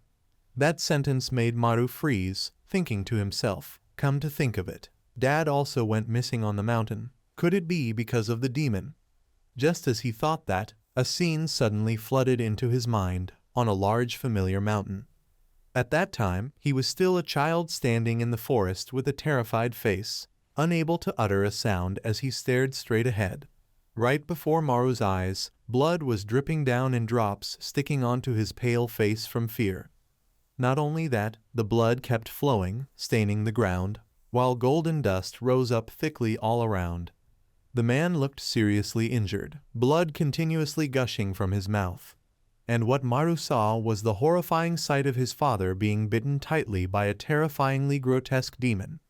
His mind was in turmoil, his head spinning like a whirlwind. Maru himself couldn't understand why that memory appeared in his head. What was that just now? Such a strange memory. While Maru was still standing dazed, a voice called out, pulling him back to reality. "Maru, Maru." He startled and responded, "Huh." It turned out the one calling him was his mother. Seeing that her son looked unwell, she worriedly asked, "Why do you look so pale?" Compassion was clear on her face. "You've been tired lately, right? Work is too hard, isn't it?" Seeing his mother worrying about him, Maru immediately returned to his usual self, scratching his head as he replied, "It's okay, don't worry, I think I've gotten used to work now." After taking care of his mother, Maru decided to return to work to start again. However, before he could step in, a loud voice shouted, "Specialist Han Maru." Hearing that commanding voice, he fearfully hid behind the door, not daring to enter yet. How did they know my name? But after taking a deep breath, Maru still decided to push the door open and walk in, stammering, "Hello, good morning." The one shouting in anger was Jai-won. She furiously asked, "Good morning what? Where did you go yesterday without saying a word?" Sitting nearby, Seonwoo interrupted, clearly. As he spoke, he glanced at Maru with a mocking smile. You ran away out of fear, didn't you? But what he said was completely true, so Maru couldn't refute it. He could only bow his head and apologize. Sorry. Suddenly Chadna stood up and explained, "Oh, I forgot to mention. I wasn't feeling well, so I told him to go home." Hearing her words, Maru was shocked. His eyes widened in surprise. She also glanced at him, signaling to stay quiet. The more Jai-One listened, the more upset she became, scratching her head in frustration and shouting, "What? Are you joking? Is there anything else you don't remember?" Chapna lowered her head. "I'm sorry." The two couldn't hold back, continuing to argue non-stop. "You think saying sorry fixes everything? Your work is a mess. I've done my best to support you, and yet, I've never been supported by anyone." As soon as those words ended, suddenly a loud red alert blared, indicating that demons had appeared on the mountain again. Without hesitation, Chadna grabbed her coat and said, "Level 2, we'll talk about this later." Immediately, Maru also jumped up shouting, "I'm going to." His words left everyone in the office frozen in disbelief, unable to believe their ears. The coward was now volunteering to go fight demons. A while later on the mountain, everyone had arrived. Because demons often appeared at the high summit, the team had to climb up there to find them. Maru followed right behind Chadna, stammering, "Hey, I'm sorry about earlier. You were scolded because of me." But she didn't mind and interrupted, "Because I spoke harshly, that's why you left." Then she curiously asked, "So why did you come back?" Gasping for breath, Maru spoke his resolve, "Because I'm ready to fight." Seeing that his eyes and words weren't a joke, Chadna, though surprised, said nothing more. Ahead of them, a thick layer of golden dust covered the air, faintly revealing a huge figure slowly walking. Each of its steps was heavy, shaking the ground with every stride. Soon the demon revealed itself, with a gigantic wobbly belly shaking violently. It ran while twisting its body, speaking in a deep, rough voice, "Fight." Seeing that ridiculous demon, Chadna still warned, "Don't think a level 2 is easy to deal with." She continued, "Even the Inwang team full of experienced members was wiped out by a level 5 demon." Hearing that, Maru exclaimed, "Huh, the same demon you defeated yesterday." Yu Hayek stepped forward calmly adding, "Good thing the Soul team arrived in time to handle it," which made Maru even more astonished. He added, "I heard that was a group of monsters all with power level 7 or higher, terrifying." It seemed no one knew the truth, and only Maru knew the real reason that monster died. I went through so much to defeat it." Although he was extremely distressed, he could not say it out loud, could not shout to let everyone know that he was the one who had defeated that mirror demon. Because he had left on his own, he did not dare to utter a word. He wanted to be recognized by everyone so badly. Just as he thought this, Chadna's eyes suddenly showed confusion as she asked, "What is that Lasat doing?" At this moment, the demon kept thrusting its hand straight into its own armpit, rubbing as if it was doing something. "Why does it keep rubbing its armpit?" Before she could understand, Maru volunteered to step forward and raised his hand to stop everyone. He seriously approached the demon and said, "Both of you move aside a bit, let me handle it." Seeing his stance, Chadna still could not believe her eyes and said, "Huh." Yu Hayek also looked confused and asked, "You are level 1, so how can you fight a level 2 Lasat?" However, thanks to the spectacular battle with the mirror demon yesterday at level 5, Maru gained even more confidence and pointed at himself. "It is me." Seeing Maru standing in front, the demon was somewhat startled and paused. Before it could understand what was happening, he lifted all his hair, revealing a shiny forehead. It turned out that because he had eaten the mirror demon yesterday, Maru could now use its power. The Lasat reflection ability activated. To look cool, he began to mimic the demon's previous action, thrusting his hand straight into his armpit. Finally, it was time to show off. After defeating the Lasat on Inwang Mountain, he had grown much stronger. He was no longer useless in the team. Thanks to the ability to copy movements, as Maru rubbed his armpit, a terrible smell spread outward. The horrible smell reached the other demon, making it lift its nose to sniff. Immediately it realized this was its own skill, raising its hand frantically and shouting, "It is me." Maru himself began to smell the awful odor, Nausea surged in his throat. Ugh, disgusting, truly horrible. He could not endure it. Tears streamed down, face flushed, hands still clenched into fists swinging. Could not lose. In an instant, Maru rushed close to the armpit-smelling demon, wildly flapping to spread the scent as he moved and attacked. Not far behind, Yu Hyuk was also hit by the smell, quickly covering his mouth shouting, "Ah!" His face turned pale as he wondered, is the ability of this Lasat armpit odor truly a biological weapon? Suddenly he noticed Channa beside him staggering as if about to collapse. She could not withstand the smell and had fainted. Yu Hyuk hurried to catch her, calling, "Wake up. Someone almost level 7 like you faints from smelling this." Hearing the loud shout, Maru also startled and turned his head. Realizing the situation was getting worse, he tried to flap his hands faster. Not good. The whole team will be wiped out, must be stronger. Thinking this, Maru forced down his nausea and shouted, "Do not underestimate me. I am much faster than you." While flapping, he stepped forward straight toward the armpit-smelling demon.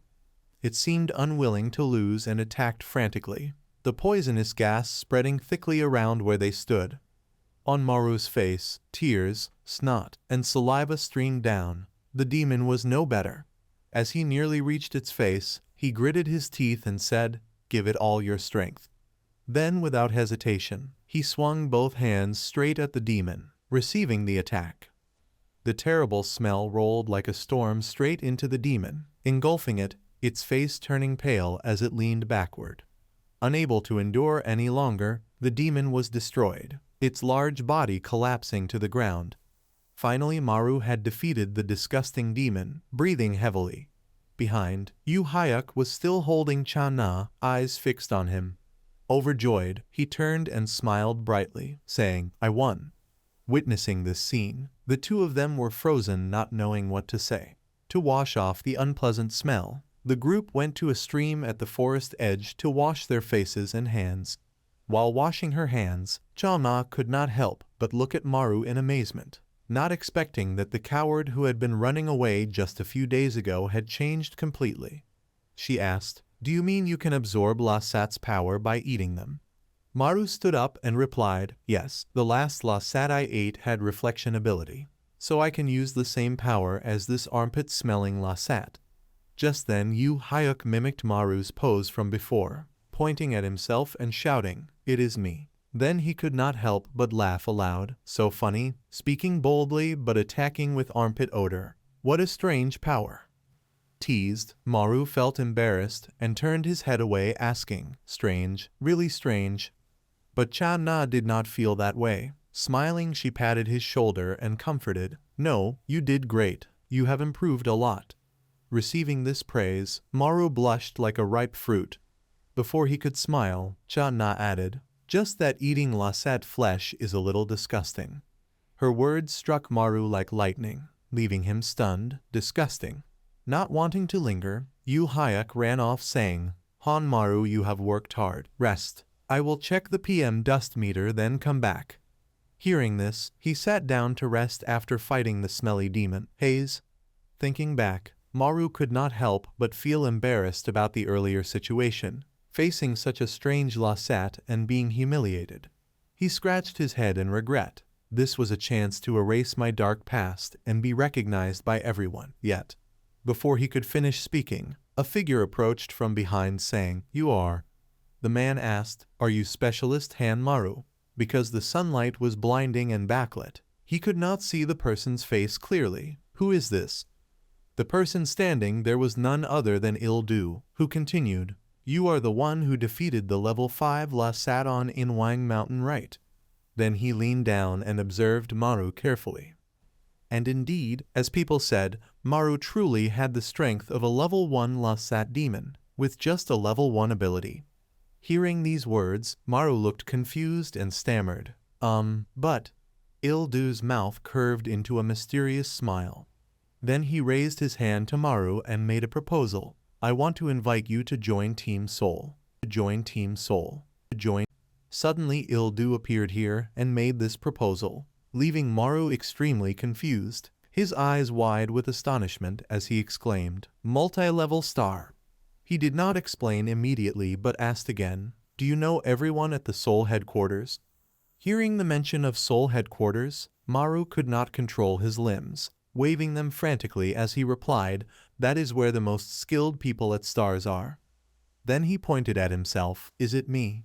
Il-du smiled brightly and replied, "Yes, I saw potential in you." Yet no matter how much he thought about it, he still could not understand why he was chosen. Potential in me. A while later, Il-du returned to the main headquarters. Seeing him come back, young Yoon was surprised and called, "Director." She asked angrily, "Why did you delay the contract time and go somewhere?" Hearing this, Il-du laughed and replied, "Ah, there was someone I cared about." Young Yoon asked in confusion, "A son?" On the table nearby was a file containing full details of Seonwoo. She asked, "So you mean Seonwoo?" But Il-du denied immediately, "No, after the divorce I rarely meet my son." Pulling a chair and sitting down, he continued, "Now I care about someone else." Looking at the photo in the file before her, young Yoon exclaimed, "It is that rookie." Il-du's lips could not help but curl into a calculating smile. "I feel so. Now it seems he will need to pay attention to that rookie." Meanwhile, elsewhere, in a one-story house, suddenly a portal to the demon world appeared on the ceiling, sand pouring out with a dust cloud. Storms of sand quickly seeped through the door into the main room. A skinny demon appeared, opening the fridge looking for something inside, but found nothing and froze for a moment. Scene shifts to the headquarters where Maru works. After receiving the invitation from Il-du, he could not stop thinking about it, sitting dazedly and smiling to himself. The more he thought, the more he felt he was not useless as everyone said. Indeed, working in Seoul would be more comfortable. He hoped to go there. Just then he realized one thing. Oh no, but there he would face stronger demons. Because of this, he decided to stay at this headquarters for now. "All right, I need to be careful." Maru praised himself. Being recognized was good too. Stop thinking nonsense. Seeing him sit there smiling foolishly, Seonwoo could not help but call, "Hey, level 1. Hearing the voice, Maru was startled, looking up with a dazed expression. In front of him, Seonwoo looked extremely annoyed, eyes glaring as if wanting to devour him. "Why are you smiling so innocently?" He pressed closer and continued, "It must be fun for you to work here, so annoying."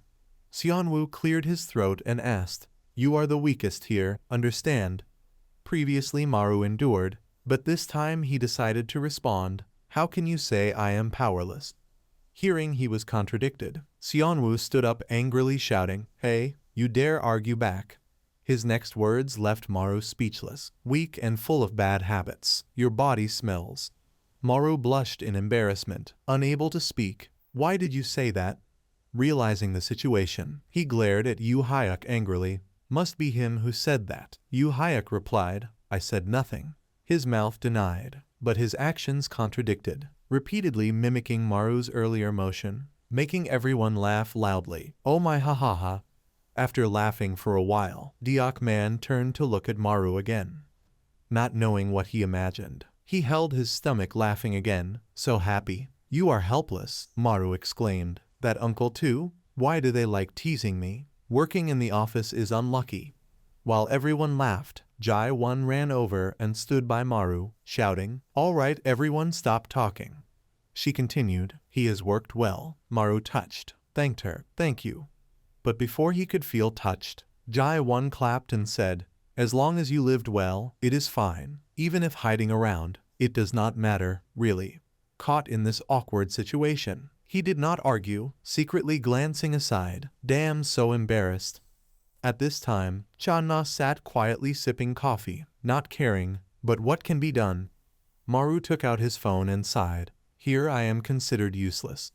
Il-du's number was already saved in his phone. Then he thought, "Call and see." Before pressing, he was still deep in thought. Right, going to Seoul headquarters will be a new beginning. Just then the alarm bell rang loudly. Cha-na stood up shouting. A level 2 demon appeared. But this time she was not allowed to go. Someone grabbed her hand to hold her back. That person was none other than Seonwoo. His face darkened. saying, "This time let me go. I am tired of sitting here." Before leaving, Xianwu looked at Maru and called, "Maru, are you coming?" Before he could answer, he added, "Ha, useless rookie." After a while, both finally arrived on the mountain near where the demon appeared. Climbing was tiring, but Xianwu's determination was undeterred. He looked extremely excited. That excitement showed clearly on his face. Seeing the man ahead with such mood, Maru thought, "I really do not want to act with him. Oh, so tired. Better call the director and move to Seoul." When they just arrived, Xianwu suddenly stopped, staring ahead. Trouble ahead? Hearing this, Maru gasped and asked, "Huh?" He pointed to the one-story house covered in thick yellow dust. "Can you see it?" Seeing this, Maru was amazed. This is the first time. Yellow sand in a civilian house. Without wasting time, Xianwu quickly approached the door. "Move quickly," he thought angrily. "Who orders me around?" When the door opened, the sand thickened. Compared to a level 2 demon, it seemed impossible, he thought. The sandstorm covered the whole house. A level 4 demon. Dust penetrated every corner. Yet strangely, no one was seen inside. Rooms mysteriously sealed. Feeling something wrong, Maru anxiously reached out. "The house is empty. First be careful." Before he could finish, Xianwu ignored him and went straight to a nearby room. "I told you not to wander." Looking at the closed blue door with sand pouring out, everyone could understand the origin. Xianwu confirmed, "It is inside this room." Saying so, he went to turn the doorknob. But after turning, the door remained stiff. Locked. Maru ran and stood in front, warning, "Wait, do not go in yet, be careful." He shouted, "Move aside, let me see." He put on a black glove. "If you do not move." Xianwu grabbed a finger threatening, "I will use force." Seeing this, Maru was scared and stepped back. Oh no. After breaking one arm, waiting long, the room remained silent. This surprised Xianwu. And Maru felt lucky. Lucky nothing happened. "What did you see there?" To see inside, he decided to peek through the door gap. The only opening was the tiny keyhole, dust streaming out. Through the small hole, Xianwu saw a tiny figure sitting in a corner. The figure was skinny, bony, unlike normal demons. Seeing him glance around, Maru also peeked. "Let me see." He interrupted, "Hey?" After observing the demon, Maru judged, "Why is it hard to see? But it does not feel strong." Xianwu warned, "Be careful. Inside is a high-class demon. Its aura is just hidden, understand?" Hearing this, Maru was scared and asked, "How can there be a high-class demon here?" Unlike Maru's panic, Xianwu was unconcerned and excited. "First time I see a high-class demon here." Xianwu laughed excitedly, "So there is a chance to fight." Seeing his state, Maru was speechless, rushing out, "Careful. I will report to headquarters." But when he reached the main door, he found it could not be opened. No matter how he tried, the door would not budge. Without hesitation, he pushed against the door with his body. Even the entrance blocked. His expression showed worry. Maybe the demon inside did it. Before Maru could speak, Xianwu kicked the door. Not only that, he pounded the door with his fists, shouting, "Open." Smiling, he urged, "Demon inside, come out fast." Maru tried to turn the handle to escape, but could not. "Why do I have to go with such a madman?" Inside, hearing the loud noise, the demon looked up. Maru thought, "There is a high-class demon here, too dangerous, what bad luck." The demon had an extremely strange appearance, with human-like parts, sunken eyes. Its lips moved, making groaning sounds from its throat. Then its face twisted as if tearing apart, shouting, "Outside." In the blink of an eye, its face split into two, with two separate faces, mouth still screaming, "Yes, yes, yes, yes." After a while trying to open the door, all of Xianwu's fingers were broken. But the door did not budge at all. "What is this? All 10 fingers are broken, and the door still will not open." Looking at the door still standing solid without a scratch, he was even more astonished. What is this door made of? Nearby, Maru was also using all his strength to open the door to escape, even using a chair to smash it, but it was useless. While smashing the door madly, he shouted, "Please open." Yet all his efforts were in vain. The entrance, the walls, the glass windows, everything was as hard as steel. From these observations, Maru guessed, could it be that trapping us inside the house is the ability of the reclusive Lasset? Just as he thought this, suddenly his heart felt crushed. Unable to breathe, he groaned in pain. Ugh! He could feel his body being torn apart piece by piece, all his strength gone. Damn it, trapped for an hour. I am about to panic. Everyone in the office must be worried. Contrary to what Maru thought, 2 hours passed, and no one came to check on them. Have we been forgotten, these people? Meanwhile, at the headquarters, everything was quiet. Suddenly, Deok Man stood up with a panicked face, shouting, "Ah, damn, oh no." Beside him, Jai One also could not sit still, continuously checking the schedule with urgency. She blamed herself. How could I forget today is the training day in Busan? Everyone was frantically busy in a haze, constantly working, preparing documents. Is the civil servant Nam's file ready? Working on it. Check this for me. Almost done. Done. After a series of quick and professional actions, finally everything gradually stabilized. Cha Na pressed enter, sent. Immediately she grabbed the USB file pointing directly to Deok Man. Then she threw it to him calling loudly, "Team leader go, the documents." He caught it and replied, "Thank you." Without wasting more time, Deok Man quickly went out to head to Busan for the training. Thanks everyone, see you tomorrow. Finally everything was in order. Jai One sat down exhausted, sigh, skipping the morning work. Go drink coffee. She relaxed sipping a freshly brewed cup of coffee, regaining her spirit. The room was astonishingly quiet. I'll finally peace. Just then Jai One suddenly paused, remembering something. Everyone looked back with horrified eyes. Ah, what about those two? It has been 3 hours. She pounded her forehead in frustration. I told you not to send those two rookies. With no other choice, Jai One stood up and said, Nam Yu Hyuk goes with me. Kim I Park and Kang Chan Na stay on duty. But she did not listen and insisted, I am going too, I have a bad feeling. Hearing this, Jai One was slightly surprised, glancing back. Then she stepped close to Cha Na. Jai One whispered in her ear, Are you okay? The scene is nearby. Not knowing what happened in the past, at this moment Cha Na did not care. She was determined to go. Do not worry about me, let's go. Scene shifts to the one-story house where Maru and Xianwu were trapped. Everyone in the group had arrived. All of them entered the room, but no one was seen. Only a thick dust cloud covered everything. Where are the two? Just then, they suddenly heard running noises approaching, with two shadows. What is this? It turned out the ones running frantically were Maru and Xianwu. Faces panicked, shouting, No, do not close the door. But in the end they were too late. The door closed and locked tightly as if never open. He desperately fell to the ground, crying, Ah, why did you come here? Seeing them collapsed and exhausted, Jai One, not understanding, sat down and asked, What happened to you two? Anything wrong? After hearing the whole story, everyone finally understood the problem and approached the locked room. She pointed at it and asked, So that Lasat refuses to leave the room? Maru replied, Yes. Cha Na quickly stepped forward and warned, Everyone move aside. Then her arms slowly shrank and hardened into a sword. Cha Na aimed the sword at the door to strike and break it. But all her thoughts dissipated when the strike hit the door. It did not move at all. Not only that, the door had not even a scratch. Yu Hyuk, witnessing this, also exclaimed, Amazing. Seeing Cha Na fail, Jai One decided to act. Rolling up her sleeve, Let me try.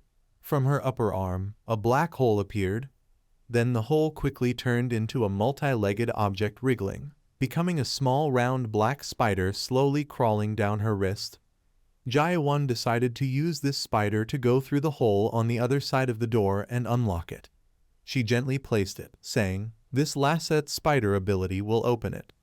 The tiny spider tried its best to crawl into the keyhole, but could not. Come on, good job.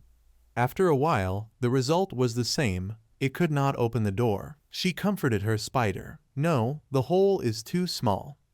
Hearing this, Maru was speechless, jaw dropped, thinking, Oh my, summoning a pet and still pampering it like her own child. Jai-1 does not care about these. Ugh, so strange. Come here. Tired, right? Ugh, damn. Seeing that they tried many methods without success, Xianwu glanced at Yu Hayek and asked, Civil Servant Nam, stop standing there. Use your ability. He calmly replied, I have no attack ability. Hearing this, Maru added, in other words, useless in this case. Receiving these remarks, Yu Hayek was furious, eyes blazing, and asked back, What about Yuhan Maru? You absorbed the Lasat reflection ability. Why not use it? He waved his hand explaining, I cannot see the opponent. Moreover, it is too far. I cannot activate the ability. He laughed, teasing, What? Truly useless. Ignoring their argument, Xianwu looked at Jai-1 and Cha-Na and asked, Is anyone at the office? Will anyone come to save us? Jai-1 worriedly replied, The team leader went to training, back tomorrow. Suddenly remembering something, Yu Hayek smiled and interrupted, What about Specialist Kim I-Park? Just after saying that, the group was horrified to see him standing there silently. When did he come in? He smiled blankly, saying, You were late, so I came to check. Yet no one even noticed his presence. After a while, I-Park finally stepped forward to check the locked room. Seeing him stand there with no reaction, Jai-1 curiously asked, Specialist Kim, how is it? Can you handle it? Just then, he suddenly collapsed unconscious. Witnessing this, everyone was extremely confused, not understanding what was happening.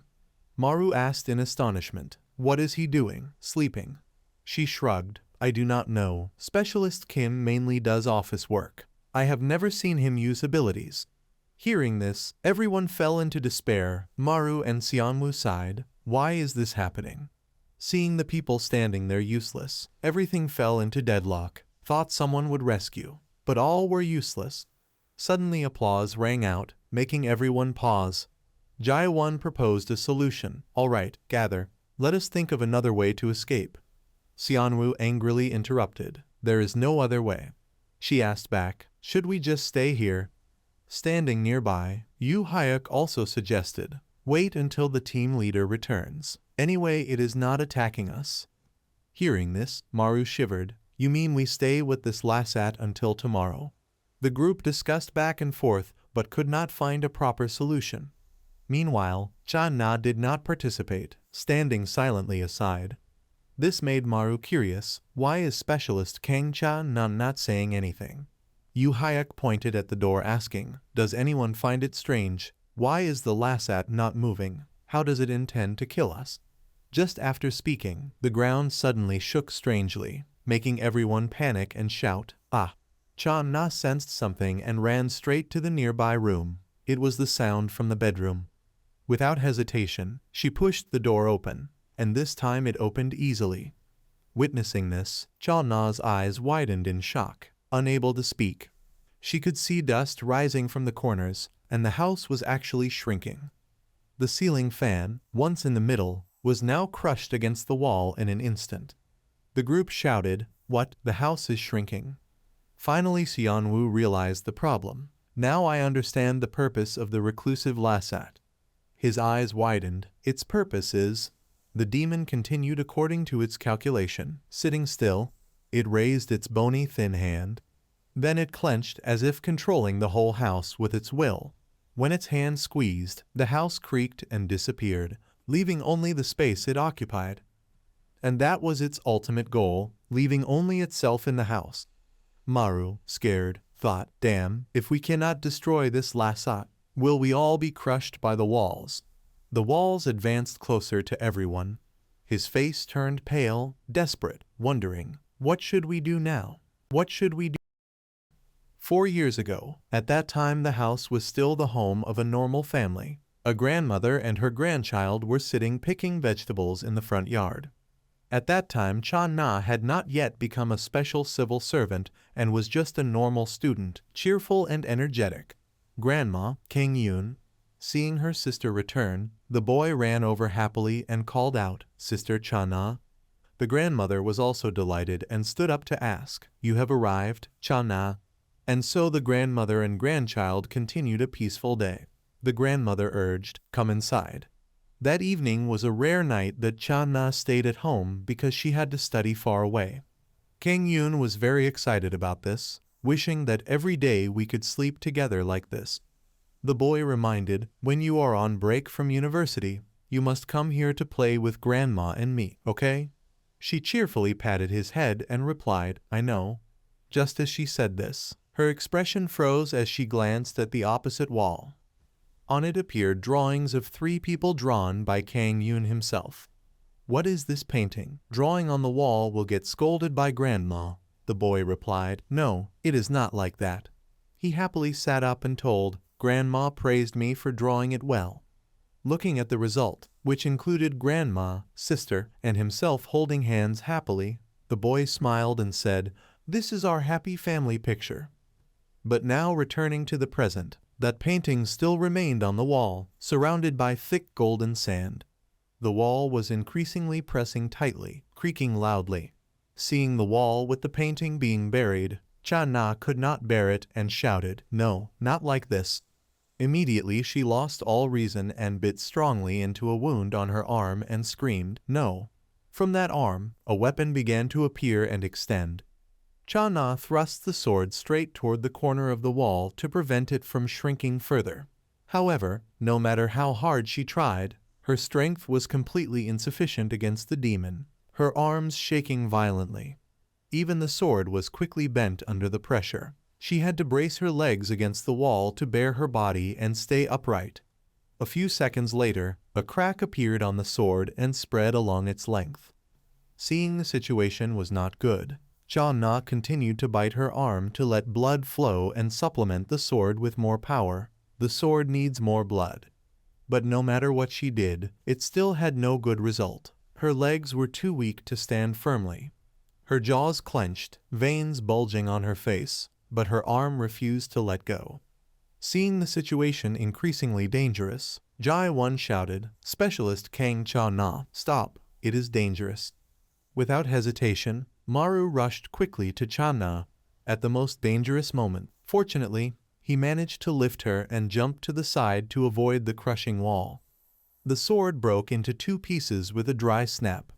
Witnessing this scene, Cha-na fell into despair, eyes wide open but unable to do anything. Looking at the family painting being ruthlessly crushed, tears flowed from her eyes. Finally, everything was buried under the sand wall. But fortunately, because of this incident, the wall did not shrink further and stopped. Maru and Cha-na fell onto the ground. Everyone opened their eyes in shock and shouted, It has stopped. After everything calmed down, Maru rubbed his aching head and sat up. Ugh. Jai-won ran to Cha-na and gently patted her face. Specialist Kang, are you okay? Seeing no movement from her, she was unconscious. He explained, It seems she is exhausted from using too much power. He asked curiously, But why did she? Jai-won did not hide anything and replied, Actually, this is the house of Kang Cha-na's grandmother. Hearing that, Maru was shocked and exclaimed, Huh. She continued telling, Cha-na lost her grandmother and younger brother in this house to a Lasat, and it was here she awakened her powers. Finally Maru understood everything. Looking at Cha-na with eyes full of sympathy, I see. Even though unconscious, her tears kept flowing over her small face. Yu Hyuk began to approach, curiously examining the wall. Luckily, I thought the whole house would disappear. Jai-won added, Yes, we should go outside before the wall moves again. Looking at the small crack on the wall, she asked a question. Do you know the saying? While saying this, she looked at everyone and gave a mysterious smile. Constant dripping wears away the stone. Time passed, and it was already evening. In the one-story house, scraping sounds continuously echoed. It turned out everyone decided to take turns using knives to cut through the large wall, trying to find a way to escape. However, Seonwoo did not see this method as feasible. Even after poking and prying all afternoon, it did not widen much. Are you crazy? How long will it take to dig through the wall like this? Sitting at the back, everyone finished working, breathing heavily and sweating profusely. Before Maru could rest a little, an object flew toward him, startling him. Huh. Seonwoo could no longer do anything and pointed to the wall, urging, change shifts. he shouted in shock. Ah, so fast. However, he felt that his body had lost all strength, his legs and arms trembling, hands tired, stomach hungry, throat dry. But just as he grabbed the knife, another small hand reached out. Channa took the knife without hesitation and replied, "Let me do it." Seeing her awake, Maru asked in surprise, "Oh, you are awake. Rest a little more." But now she no longer cared about anything, constantly using the knife to scrape the wall. "I am fine." Seeing her struggling hard, Maru could only stand there and watch. Finally, he could not help but stammer, "I heard this is your grandmother's house." Maru continued, "The house is empty but so clean. I was wondering, do you clean it often?" She did not avoid the question and replied, "Because I have always been waiting." Curious, he asked, "Huh, waiting for what?" She glanced back and explained, "Waiting for the lasat that killed my family. It will definitely come back here." Hearing this, Maru did not understand why Channa was so persistent. How did she know it would return? In her mind, the events of that day were still vivid, the small figure of her sitting in fear in a corner because of that lasat. At that time, Channa had not become a special civil servant. She had no powers to protect her family. In front of her, that demon appeared with a head full of wriggling tentacles, on its hand connected to a large blade. She exclaimed, "It is different from the others." Realizing that the direction the demon pointed was not her place, Channa startled and looked back, where a shadow faintly appeared. In the corner of the wall was another demon with eyes shining like headlights. The scene was too horrific, making a small girl like Channa unable to hold back tears. That one had a human shape and seemed to be a man, but the face could not be seen clearly. Remembering this, she told, "It has its own purpose and intelligence. It is not simply killing like other lasats. Within the next year, when the lasats invade the human world, it will definitely return here." Hearing this, Maru asked, "That is why you stayed in Gangwa team, even though you are level 7. She replied, "Are you disappointed? Because I only care about the lasat that killed my family." But contrary to what Channa said, Maru did not feel that way. "No, I also do not have any noble ideals being a civil servant. I only do it unwillingly, and the pay here is also high." She continued to interrupt. "Then you will go to Seoul headquarters, right? I heard the pay is higher there." He was startled. "Oh, how did you know?" It turned out that on that day, Channa had witnessed Il-Du coming and inviting Maru to join. "I saw it. That day I came back for a moment. I saw you talking." Maru stammered and explained, "Ah no, I mean I had not decided yet." She smiled and said, "You will do well." Just as she said that, her gaze fell, "Because of you." But before Channa could finish, a loud noise made everyone freeze in place. The wall was shrinking again, the house moved, what, moving again. Everyone shouted to run out of the room to escape. "It has started. Everyone hurry to the corridor." Maru and Channa followed everyone, running fast before the room disappeared. In his mind, her words just now made him restless. "Because of you." Then what? What were you going to say? Maru did not hear clearly. "Ah, I want to know." In the blink of an eye, time had passed to the next morning. The sun began to rise and shine its early light down onto the one-story house. After a night of struggle, almost everyone was exhausted. Finally, the house stopped moving. Xianwu asked, "Has it stopped?" Yu Hyuk sighed and added, "Now we can only rely on the team leader. But where is he? He said he would be here by work time. He must be lost on the way to Busan." In the narrow hallway, Maru looked at Kim I-Park, who was still sleeping soundly. On him, a jacket was draped without knowing what it was. He sighed slowly. "Specialist Kim I-Park sleeps like dead, and we are trying to find a way out." Before everyone could rest, the wall began to shrink again. Again. There was no choice. Maru urged everyone, must wake Specialist Kim I-Park. But when he looked, a terrifying scene appeared. His head covered with mushroom-like blisters. Oh, what happened to his face? He smiled gently and said, "It is time." As he finished speaking, the locked door was also forced open. Dust poured out from inside. Behind it was a skeletal, gaunt demon rushing out with a panicked face, screaming. Witnessing this, everyone did not understand what had happened and hurriedly asked, "How is it? What ability did he use?" He answered, "That demon actually knew fear." Kim I Park explained, "I shot mushroom spores through the crack. This ability takes time to activate, so I rarely use it. The Lassat mushroom spore ability, also called the silent killer. Thanks to this, everyone was saved." They praised, well done, why did you not say earlier?"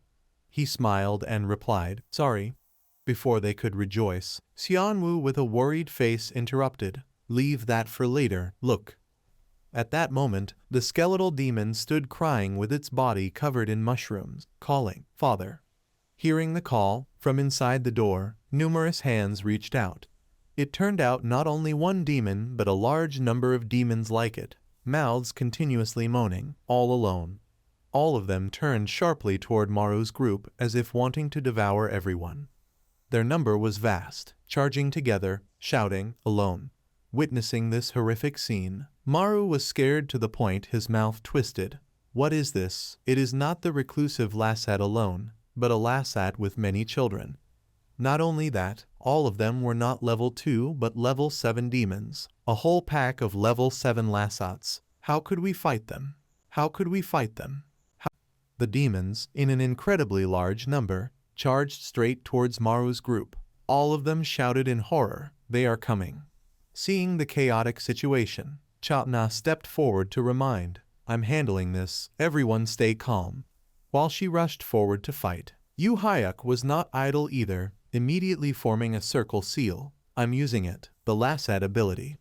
This circle appeared and enveloped all of their people. Inside it the demons could not see. It was an invisible Lassat. After everyone had stabilized their positions and were safe, Chatna also took her sword and swung it straight forward. With just one slash, she directly cut off a demon's body in an instant. However, just when things seemed to go smoothly, an incident occurred. Because the corridor was too narrow, Chatna's sword got stuck in the wall and could not be pulled out. "Damn it, the corridor is too tight." The sword got stuck. Taking advantage of this, a demon quickly jumped onto the sword towards where she was standing. Facing this urgent situation, she could do nothing but watch, clenching her teeth. The demon opened its mouth wide, revealing sparse teeth and a pitch-black tongue, looking extremely disgusting. At that moment, Maru appeared, rushing forward to bite the demon's neck, saving Cha-Na's life. Thanks to his special ability, the wound Maru bit could never heal. The demon could only helplessly tremble and scream in pain. As it was about to die, it still managed to raise its hand towards the ceiling, opening its palm. Then, without hesitation, it clenched its hand into a fist, and also took its last breath. This meant the demon had successfully activated its ability, and the house began to shake violently. Seeing the ceiling lowering, Yu Hyuk shouted in fear, "It's over, that Lassat intends to collapse the ceiling." After tearing the demon's flesh, Maru looked up with glowing eyes and continued, "There's no other choice." He decided to use the ability he had copied from the mirror demon, shouting loudly, "Lassat ability, reflection activated, sealing up."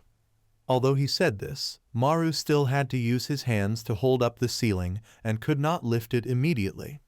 Witnessing this ungraceful scene, Yu Hyuk still praised him. "Wow, a little embarrassing but well done." Just as he said this, suddenly a swarm of demons charged straight at Maru, making him panic. "But at this moment I can't move." While a demon was about to reach him, suddenly, an invisible force spun the demon's head away, killing it on the spot. The one who struck it was none other than Xianwu, who turned to warn, "Hey level 1, very dangerous, hide inside the barrier."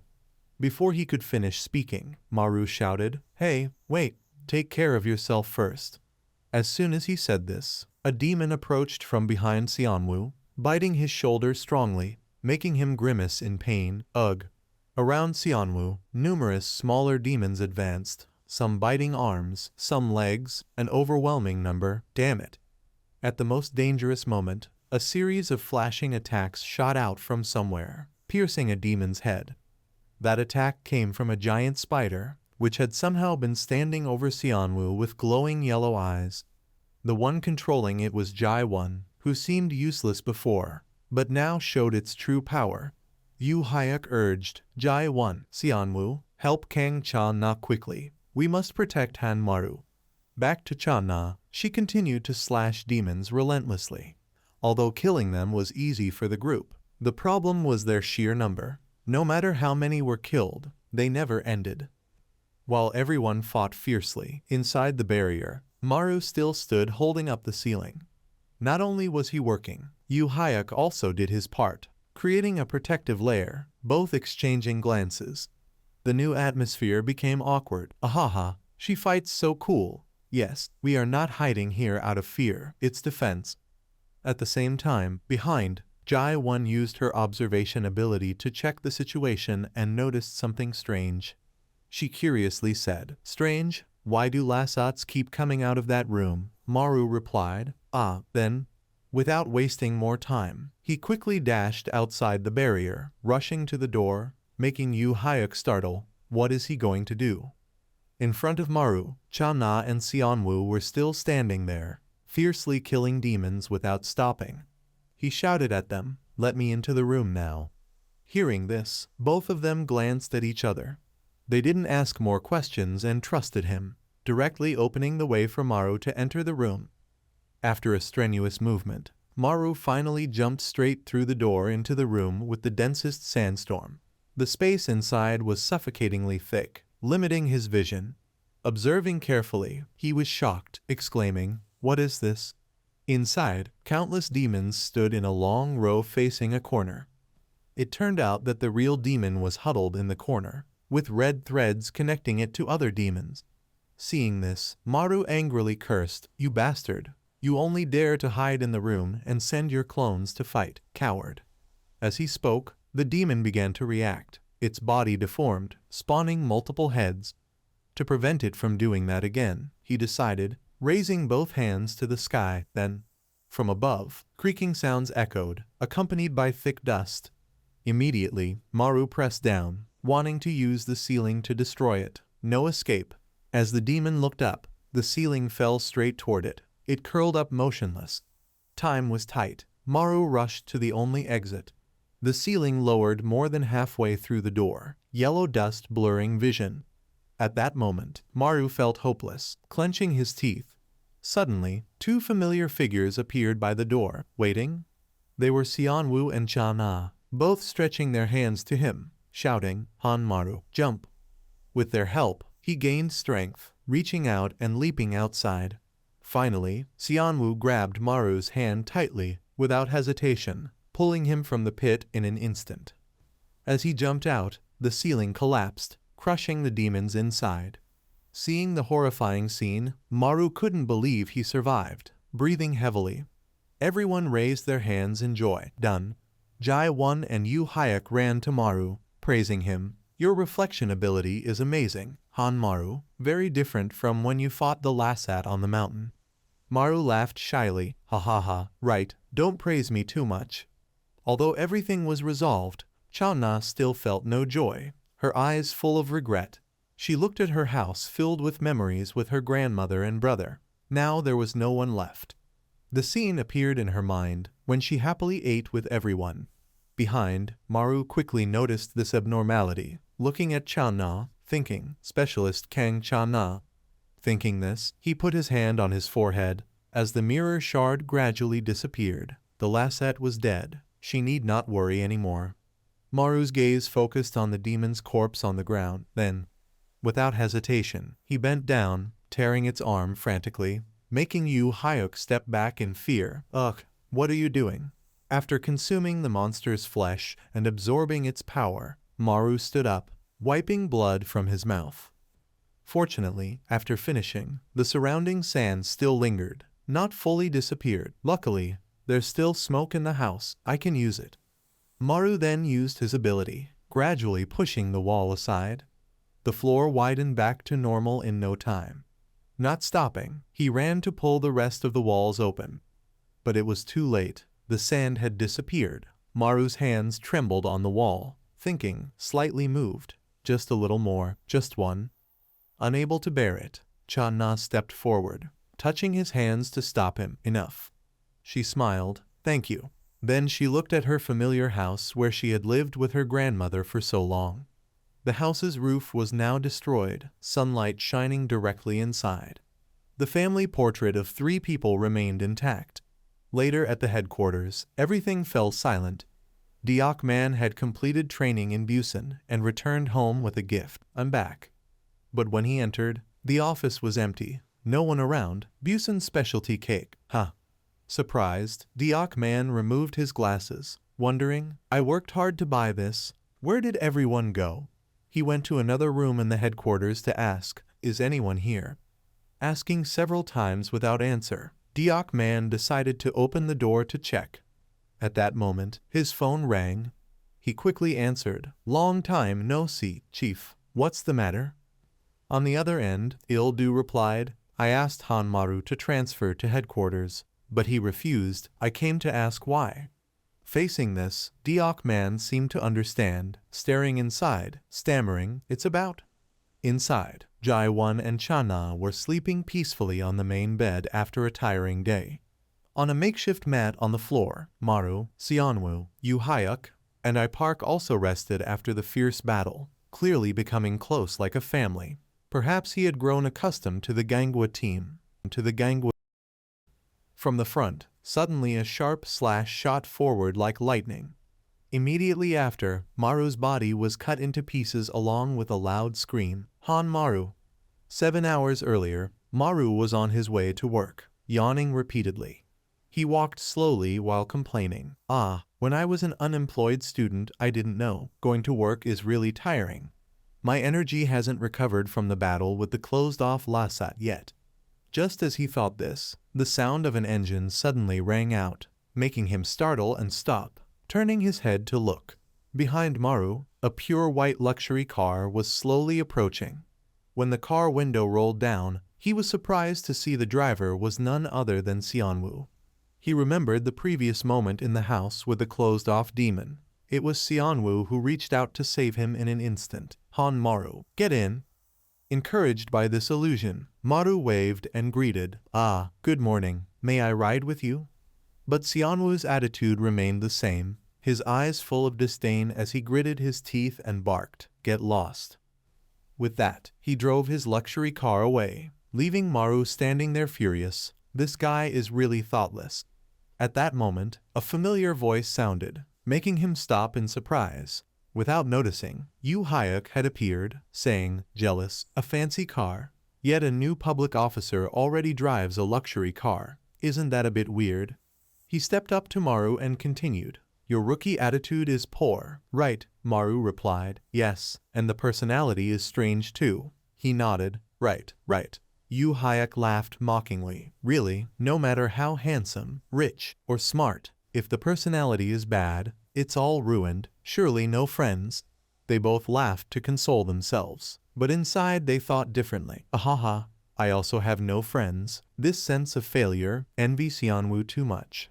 After some more traveling, they finally arrived at the office. Just now they were laughing, but at work, everyone's face fell as if they had lost rice funds, muttering, hello everyone. Diokman, however, was completely different, always cheerful at work, smiling brightly. Oh, you're here, our level 7 ability specialist, Han Maru. Hearing this, Maru quickly raised his hand to block him, asking, level 7 ability. Jaiwon brought a stack of documents to explain. You have absorbed the level 7 Lasat ability through devouring. Congratulations. Excited, Diokman slapped Maru on the back, making him fall forward. Thought he was weak, but he did the work well.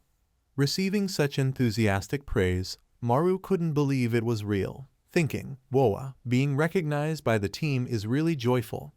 Yu Hyuk also had to admit, and his devouring ability is excellent. It's the only ability that keeps getting stronger. Before he could finish, someone nearby clenched a fist and slammed it onto the table. Seonwoo, looking annoyed, glanced up and reminded, start working, stop chatting. As he spoke, he angrily stared at Maru as if ready to devour him. Looking at me, I wasn't talking. Previously he despised me as level 1. Now I'm higher level, so what's different? Or does he really hate me? Thinking this, suddenly a hand reached from behind to lightly touch Maru's shoulder, making him turn. It was Cha-Na, who had just finished bathing and stepped outside, saying, "Hey, can we talk for a moment?" Later, outside the office, she went to a mobile water station to get a drink. After both sat down on a bench, Maru stammered, What is it?" Cha-Na's hand toyed with the can, replying, "I want to thank you about the incident at my grandmother's house." He shyly replied, "Ah, it's nothing, we're teammates, just what should be done." She interrupted, "That's why, after this incident, I'm even more certain about my thoughts." As she spoke, she leaned close to Maru, saying, "About you, Maru." He blushed. Faced with this awkward situation, a jumble of thoughts raced through Maru's mind. Thinking about me, what does it mean? Could it be? But before he could rejoice, Channa explained, "I didn't think you were just a level 1. Startled, he asked, What do you mean?" She replied, "The remarkable healing and devouring Lasat ability. Surely not level 1. Maru recalled the previous battles with demons. Her meaning was the level 1 Lasat that day wasn't a devouring Lasat. Channa nodded, saying, "Exactly. Think, before becoming a public officer, had you ever encountered another Lasat?" Hearing this, Maru seriously thought, how did she know such an important thing, and could he forget? Just then, he noticed behind Channa a dense, ominous red aura behind the wall. Along with it came eerie sounds. Maru's body froze, sweat poured like a shower, even his heart pounding was audible. From behind the wall, a clawed foot gradually stepped out. Next came a grotesque monster with sharp fangs staring directly at him. What is that? At that moment, Maru felt his heart squeezed, unable to breathe. Ugh, hallucinations again, anxiety returning, too dangerous. The can in his hand fell to the ground, scattering. Witnessing this, Channa, sitting beside him, worriedly asked, Maru, are you okay? What's wrong?" His hands trembled, clutching his head, replying, sometimes I remember frightening things." Seeing the situation worsening, Channa reached out to grab his hand. She reassured, "It's safe here, I'm here with you." Hearing this, Maru's cheeks flushed, and his headache vanished. Channa also speculated, "Indeed, your past has mysteries." At that moment, Diok Man appeared, peeking at them, asking, "What are you two doing? Office dating?" Hearing this, Maru blushed, stepping back, explaining, "What, that?" Before he could speak, Channa directly denied, "No, if Lasats swarm next year, everyone will die. No time for dating." She added like a knife to Maru's heart, "I don't care." Though unspoken, he felt the pain inside. "Hey, I'm the one who doesn't care. What does dating have to do with it?" With no words exchanged, Channa turned and walked inside, leaving Diok Man stunned, laughing, lightly kicking Maru, teasing, "Doesn't care. Got kicked," he thought. "Told you, it's nothing." But he didn't notice Channa was equally flustered, pretending strong outwardly, but her ears were bright red. By 5 o'clock, the sunlight softened. Inside the office, Jai-Won put on her jacket, saying, Why am I hurt this way?" Meanwhile, on a large green-covered mountain, Maru and Channa climbed to the top to check the situation. He breathed heavily, motivating himself. 1 more hour until work ends, except night shifts, others check PM dust warning devices. Channa went to a column, opened the door, and began recording. She looked at the statistics of yellow dust fluctuation in the area, noting meticulously. Nearby, Maru thought, "What? Not dating, but Captain Go makes the atmosphere awkward." "Right," a specialist Kang said, about to die and thinking random thoughts. "Better think of surviving the Lasats. But we know too little about them. If only we could talk to a Lasat." Just then, the phone rang loudly, startling Channa, who ran to answer. "Emergency support requested." "This is Kang Channa," the voice replied. "Area 3, male, Yu Hayak here." Zap, Lasats appeared. The situation there was bad. Phone booth covered in blood and dense yellow dust storm. Captain Go attacked. With a deep chest wound, he tried to continue, "I'm on my way, be careful." Then the connection suddenly dropped, making Channa even more anxious, shouting, "Hello, Specialist Nam Yu Hayak." Her face turned pale, saying, "Impossible, Even level 10 Captain Go was attacked. Not understanding the situation but hearing this, Maru asked in shock, "What, that scruffy guy is level 10? Very quickly, as Yu Hayek said, a dense yellow dust storm slowly approached their feet. "Yes, it's coming this way, be careful." Immediately, Cha-Na drew a dagger. This Lasat is strong enough to defeat a level 10. Through the dust, a figure slowly appeared, with a huge hole on its head. The tension grew, Maru and Cha-Na widened their eyes. And what appeared made them unable to believe. A demon wearing tattered clothes, head pierced from eyes to nose, corners of its mouth stretched into a grotesque smile, speaking, "Hello everyone." Hearing its voice, both thought, "It can talk." The demon smiled, saying, "Pleased to meet you humans, can we talk for a moment? We talk for a moment." This was the first time Maru had encountered a demon that could speak human language, and he shouted in fear, "That Lasat can talk." But Cha-Na was different. This was not her first encounter, she explained. It's a linguistic Lasat. The demon raised its hand toward both of them and said, "Aw, don't be hostile. I don't want to fight, I just want to talk." Maru asked, "Talk about what?" Cha-Na remembered what Yu Hayek had said earlier on the phone. "Be careful of what you say," she warned, "Specialist Han Maru, don't talk to it." But he didn't listen and explained, "But this is an opportunity to learn about the Lasat. They came to kill us, yet we know nothing about them." To clarify the truth, he decided to step forward and ask it, "Where do you come from?" The demon smiled and answered, "We come from Naraka." Hearing this, Maru was astonished, having never known that place. "Naraka? Where is that?" The speaking demon replied without hiding, "The abyss of hell. A place imprisoning those who committed great sins in life, confined in eternal darkness, endlessly fighting each other."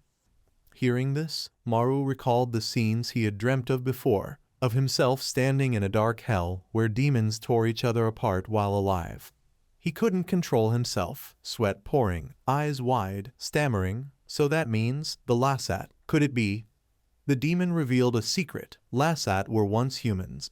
That sentence hit Maru like lightning, freezing his entire body, eyes wide open.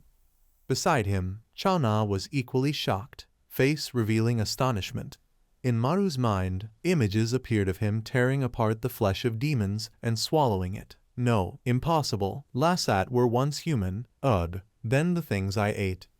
Thinking this, he couldn't hold back and vomited violently, goosebumps all over. After answering all of Maru's questions, now the demon began to ask in return. "Then it's my turn to ask." Hearing this, he looked up in astonishment and replied, "Ask?" But immediately Cha-Na grabbed his hand, pulling him back. She warned, "No, don't talk to it anymore." Saying that, she made a scratch on her palm, seemingly friendly. From her arm, a weapon began to form, but it was the one that had attacked Captain Go and Nam. Having said that, Cha-Na stepped in front of the speaking demon, eyes full of killing intent, ready to fight at any moment. Seeing this, the demon still pretended innocence, raising both hands. "Stop, I hate violence." But before it could say another word, Cha-Na dashed forward like flying, disappearing from her previous position. Her hand swung the sharp blade straight toward its head, yet it didn't move at all, as if waiting for this. "Killing me won't avenge your brother." These words struck Cha-Na like a critical blow, making her pause, eyes showing confusion. Then it continued, pushing her sword aside, because, as it spoke, the demon grinned with satisfaction. The one who killed her brother was herself. This fatal weakness made Cha-Na recall everything from before. The scene on that fateful night, when her brother was stabbed through the stomach by the demon. The boy had stood in front of her, shielding her with his own body. Kang Yun turned back, face drenched in tears, urging, "Sister, run." As soon as he finished, the demon pulled the blade from the boy's body, blood splattering everywhere. Cha-Na rushed forward in horror, reaching to catch her brother. But it was too late. The wound was too severe, and the boy died in her arms. His small arms dropped, ending a pitiful life, leaving Cha-Na there with endless pain, tears streaming as she screamed in despair. Back in the present, when she regained consciousness, blood flowed from her mouth.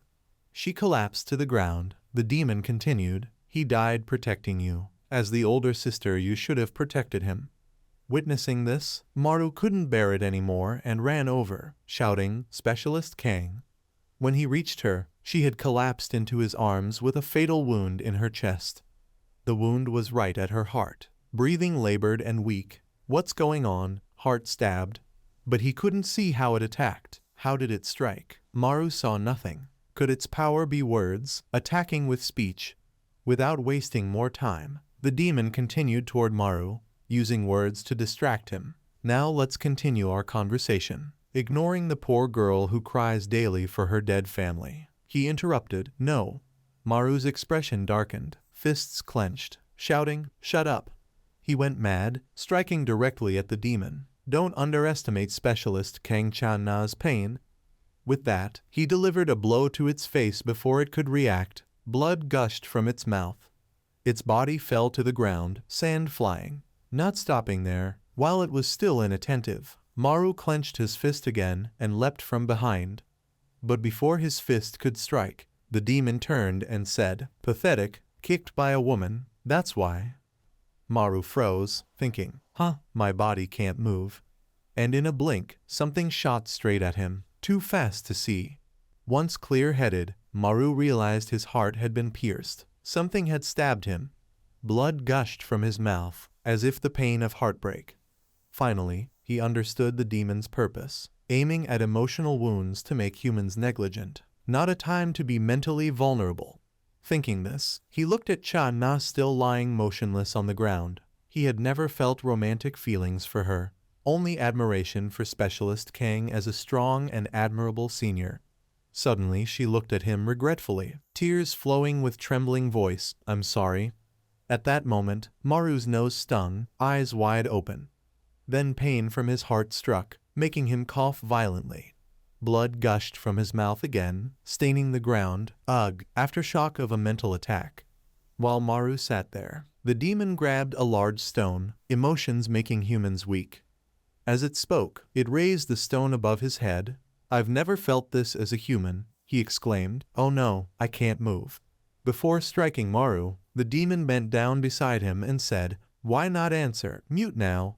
He thought, as long as there's emotion, we can't withstand mental attacks. No wonder Captain Go, even with level 10 power, was defeated. Wasting no more time, the demon acted. "Then it's over, can't talk anymore, finished." In that moment, Maru was completely helpless, unless a cold-blooded one immune to mental attacks came to save us. Thinking this, the stone descended toward him like lightning. But at the critical moment, the demon's body twisted grotesquely, head turning backward. The rescuer who arrived was none other than Xianwu. Luckily, he was on time. He stood there looking at Maru, asking, lying there, "What's wrong, level 1? Seeing Xianwu appear, Maru was overjoyed, tears falling. "You came, our weirdo." Before he could be moved for a few seconds, Xianwu grabbed his collar, shouting, "How could you let it beat you like this, idiot?" Thinking the demon was dead, but no, it was still alive. Too annoying. Xianwu turned in shock, asking, "What, still alive?" It raised its head back to its position, smiling. "My vocal cords are strong, not easily cut. You tiny fry should try harder." Hearing this, Xianwu was boiling with anger, shouting, "What?" Maru, equally annoyed, asked, "Tiny fry?" Both clenched their teeth and stood up, shouting, "This damn loudmouth." Facing this extremely cunning-speaking demon, Maru and Xianwu had to confront it together. He glanced at him and said, "Hey, that one can read memories and attack psychologically, so be careful." But Xianwu didn't care at all and stepped forward directly. "I don't need warnings from a low level like you, just shut up and watch." Hearing that tone, Maru was boiling with anger, but had to endure his rude way of speaking exactly like that demon. Anyway, must try. After stepping in front of the demon, Xianwu stretched and warmed up. Immediately he acted quickly, breaking a knuckle of his own hand, and correspondingly, one of the demon's legs also fractured. Though trembling in pain, it still tried to act okay and asked in return, "Only this much? Seems like you won't get recognition from your great father." Facing that, Xianwu didn't care at all, continuing to step forward. breaking a series of his own knuckles as he moved. The demon's head twisted 90 degrees backward, the corners of its mouth still lifted in a smile. "Ah, so you're also someone without emotions like me." But the next words it spoke made him pause for a moment. Rightly so, the child of a woman abandoned by her husband, going mad and committing suicide, wouldn't they all turn out like this? In Xianwu's mind, the image of witnessing his mother die in front of him as a child never faded. Behind him, Maru also heard the entire story, astonished at his tragic past. What? He had such a painful past. All this time, he had thought Xianwu was just a spoiled rich kid, thought he grew up as a rich playboy. Thinking this, Maru felt danger approaching and was about to rush to rescue. But after all, Xianwu was already reaching his limit. "I'll take over, even if he is merciless." The demon laughed wildly. "Haha." While it still smiled with satisfaction, thinking it had achieved its purpose, suddenly Xianwu's body began to move again. Turns out all this time, the demon's words had not affected his mind at all. Corners of his mouth lifted in response. "So what?" And then, without hesitation, he grabbed the demon's neck with force and asked, "It's not my fault. It's my mother's fault for being weak." Xianwu's eyes glinted with killing intent, continuing, "In the end, only the strong survive." It seemed the demon began to spot another weakness, grinning with satisfaction. "So in the end you cannot survive until the end." Then it spoke another sentence, completely crushing Xianwu's psyche, "Because you're even weaker than Han Maru." Those words struck him like lightning, freezing his whole body, eyes wide, just waiting for that moment. Once again the demon unleashed a lightning-fast critical strike. Its aim was none other than Xianwu's heart, while he was still dazed. Luckily this time, Maru reacted in time, running to raise his hand and block the strike. "Got it." He glanced at the demon with a cunning smile. This style of attack. Turns out this strike was the demon's tongue shooting to pierce a human heart, attacking with words to make the opponent lose focus, then stabbing straight into the heart with its tongue. While it was still stunned from being discovered by Maru, Cha-Na leapt up, slashing hard to cut its tongue. The slash was lightning fast, leaving it no time to react, blood from the tongue spraying everywhere, making it cry out in pain. After avenging the hateful demon, Cha-Na turned to Maru and asked, "Are you two okay?" Though it was just an ordinary scene, in his eyes it now shone brighter than ever. His face blushed, eyes immersed in admiration. "Truly cool." But quickly Maru shook his head to regain composure. "No, can't think about that." Turning back to Xianwu still dazed, he shook him. "Hey Xianwu, wake up, are you okay?" His face looked dazed, voice groaning, "Am I weaker than Han Maru?" Hearing this, Maru also felt helpless. What? This hurts him. But then Maru also felt proud. This guy is that envious of me. Thinking that, he stomped hard toward the unconscious Xianwu on the ground. "Hey, wake up. Don't pay attention to what it said." Maru praised, "I'm talented too, but you're better than me." As soon as these words left his mouth, Xianwu reacted again. His state returned to normal, absolute confidence. Of course, level 1, Maru thought. This guy is stupid. When the demon's tongue was cut, it quickly used the surrounding sand to regenerate its tongue. Cha-Na spoke. "We've handled it. Let's go home. If it gets dark, we'll be at a disadvantage." Knowing this, but now there was still no way to truly destroy it. But what to do? Can't approach because of its tongue. Cha-Na worriedly replied, "Let me hit it. It's rare for it not to speak." But just then Xianwu ran over, pulling her, in this state. Turns out her wound had been bleeding non-stop, and showed no sign of healing. What's happening? Wound won't heal. The pain surged from Cha-Na's mouth, blood gushing out. Xianwu had to support her, thinking, "Damn it, if we can't kill the Lassat, its attacks remain effective, can't recover." With no other choice, Maru made a decision, running in another direction to distract the demon. "I have to do something, overcome that tongue and defeat it." After separating from Xianwu with Cha-Na, he waved, "Hey, you idiot here." Immediately the demon lunged, shooting its long sharp tongue. It was coming toward Maru. Opportunity. He glanced at them and shouted, "Xianwu, take care of Specialist Kang. I'll use a new skill to deal with it." Hearing this, he asked in astonishment, "What, idiot? That skill only works in a confined space." Channa gasped with difficulty, stammering, Maru, help me quickly." Not far, Maru's steps hurriedly fled from the demon.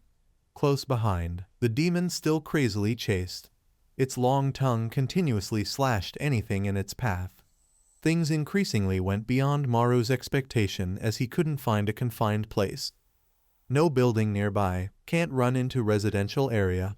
He pressed his eyes shut, thinking hard, damn it, what to do now? Just then, from the other side of the restricted area fence, a white car sped over. From inside, Xianwu opened the door and called loudly, Maru, come here." After that, he flung the car doors wide to lure the demon inside the confined space. At this moment, Maru had no more thoughts, quickly crashed through the steel fence, ruining the expensive car. He marveled, truly a wealthy kid, enviable. Maru's whole body slipped inside the car in an instant. The door closed. Behind, the demon still frantically chased, mouth wide, tongue stabbing out. In its sight, it saw Maru inside the car. He even waved at it provocatively, "Come in." Without thinking further, the demon fell into the trap and went inside the car without hesitation. Standing outside waiting for this, Xianwu immediately closed the door. Then he signaled Maru, "Door locked." Receiving the signal, Maru quickly kicked open the door and slipped out from behind. Done, he closed the door again, happily saying, "Okay." No sooner had he finished than a lightning-fast slash cut through the air. Maru's body split into pieces in an instant, along with a loud scream, Maru. Seeing this, the demon was extremely excited, grinning wickedly, thinking it had defeated him. But things didn't go as it thought. A hand reached from behind, grabbing its neck, freezing it. Its expression shocked, smile fading, turning to look back. Behind it, Maru was not dead, standing there with killing intent. Not only that, inside the car, countless other versions of Maru were crowded with the thick golden sand. Many of his arms reached out toward the demon and grabbed it. Under this relentless attack, the demon couldn't resist, helplessly being pulled into the car. Those numerous Maru clones crazily bit and tore at its body, making it scream in pain and despair. The speaking demon could never have imagined that it would face this day, powerless as its body was being clawed and torn apart in a pitiful manner. All of Maru's other clones also bit and tore at it simultaneously, preventing it from escaping. Standing outside the car, Xianwu continued pounding on the glass, shouting, Maru, how long do you plan to stay there?" As he spoke, his expression turned fearful, face pale. Why hasn't he gotten out yet? Hearing the noise, finally Channa arrived at the scene, worriedly asking, "What happened? Maru, how is he?" Inside the car, though being torn apart, the speaking demon still used its last bit of strength to employ its psychological technique. "No need to do this, let's talk. Or are you inherently violent like your father?" This made Maru freeze, eyes wide and vacant. In his mind, the image from his childhood appeared again, when he was grabbed by his father by the collar and dragged away. Due to the strong grip, Maru could not react, his breath gradually weakening, coughing harshly. His small body was lifted into the air, tears streaming as he cried out, "Who?" Suddenly, the corner of his father's mouth stammered and spoke, "Must." Thinking of this, the demon dug further into Maru's subconscious. When that old man disappeared, "How would you feel? If it were me, I'd feel relieved." Unable to let this demon continue manipulating his mind, he frantically slapped his ears. Only when his ears were bleeding and he could hear nothing did he stop. Maru's eyes revealed killing intent as he looked at the speaking demon, shouting, "Stop playing with people's hearts." Yet even knowing this, the demon refused to give up, its mouth curling into a sinister smile. Then it continued speaking with its mouth movements. Witnessing this, Maru could not endure, raising his hand, "As long as I don't hear your attacks, shut up." All the other arm clones of his also simultaneously grabbed the demon, holding it still inside the car. Without hesitation, Maru decided to destroy the entire car while still inside, clenching his hands. A huge explosion roared, tearing apart the car roof, flames blazing.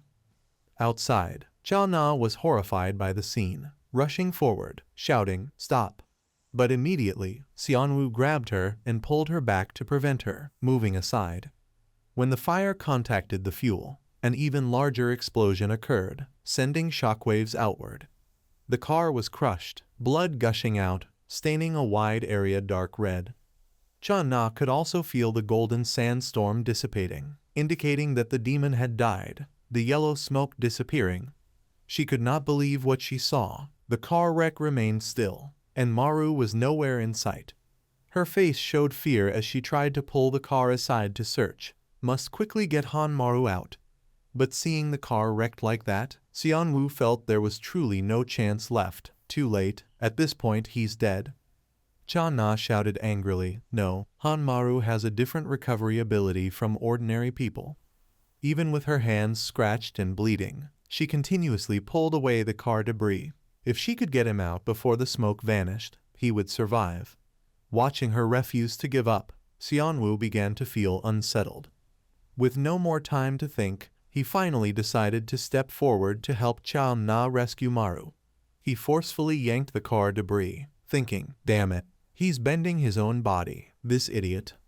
Meanwhile, Maru was sinking into another pitch-black space, unable to discern where he was.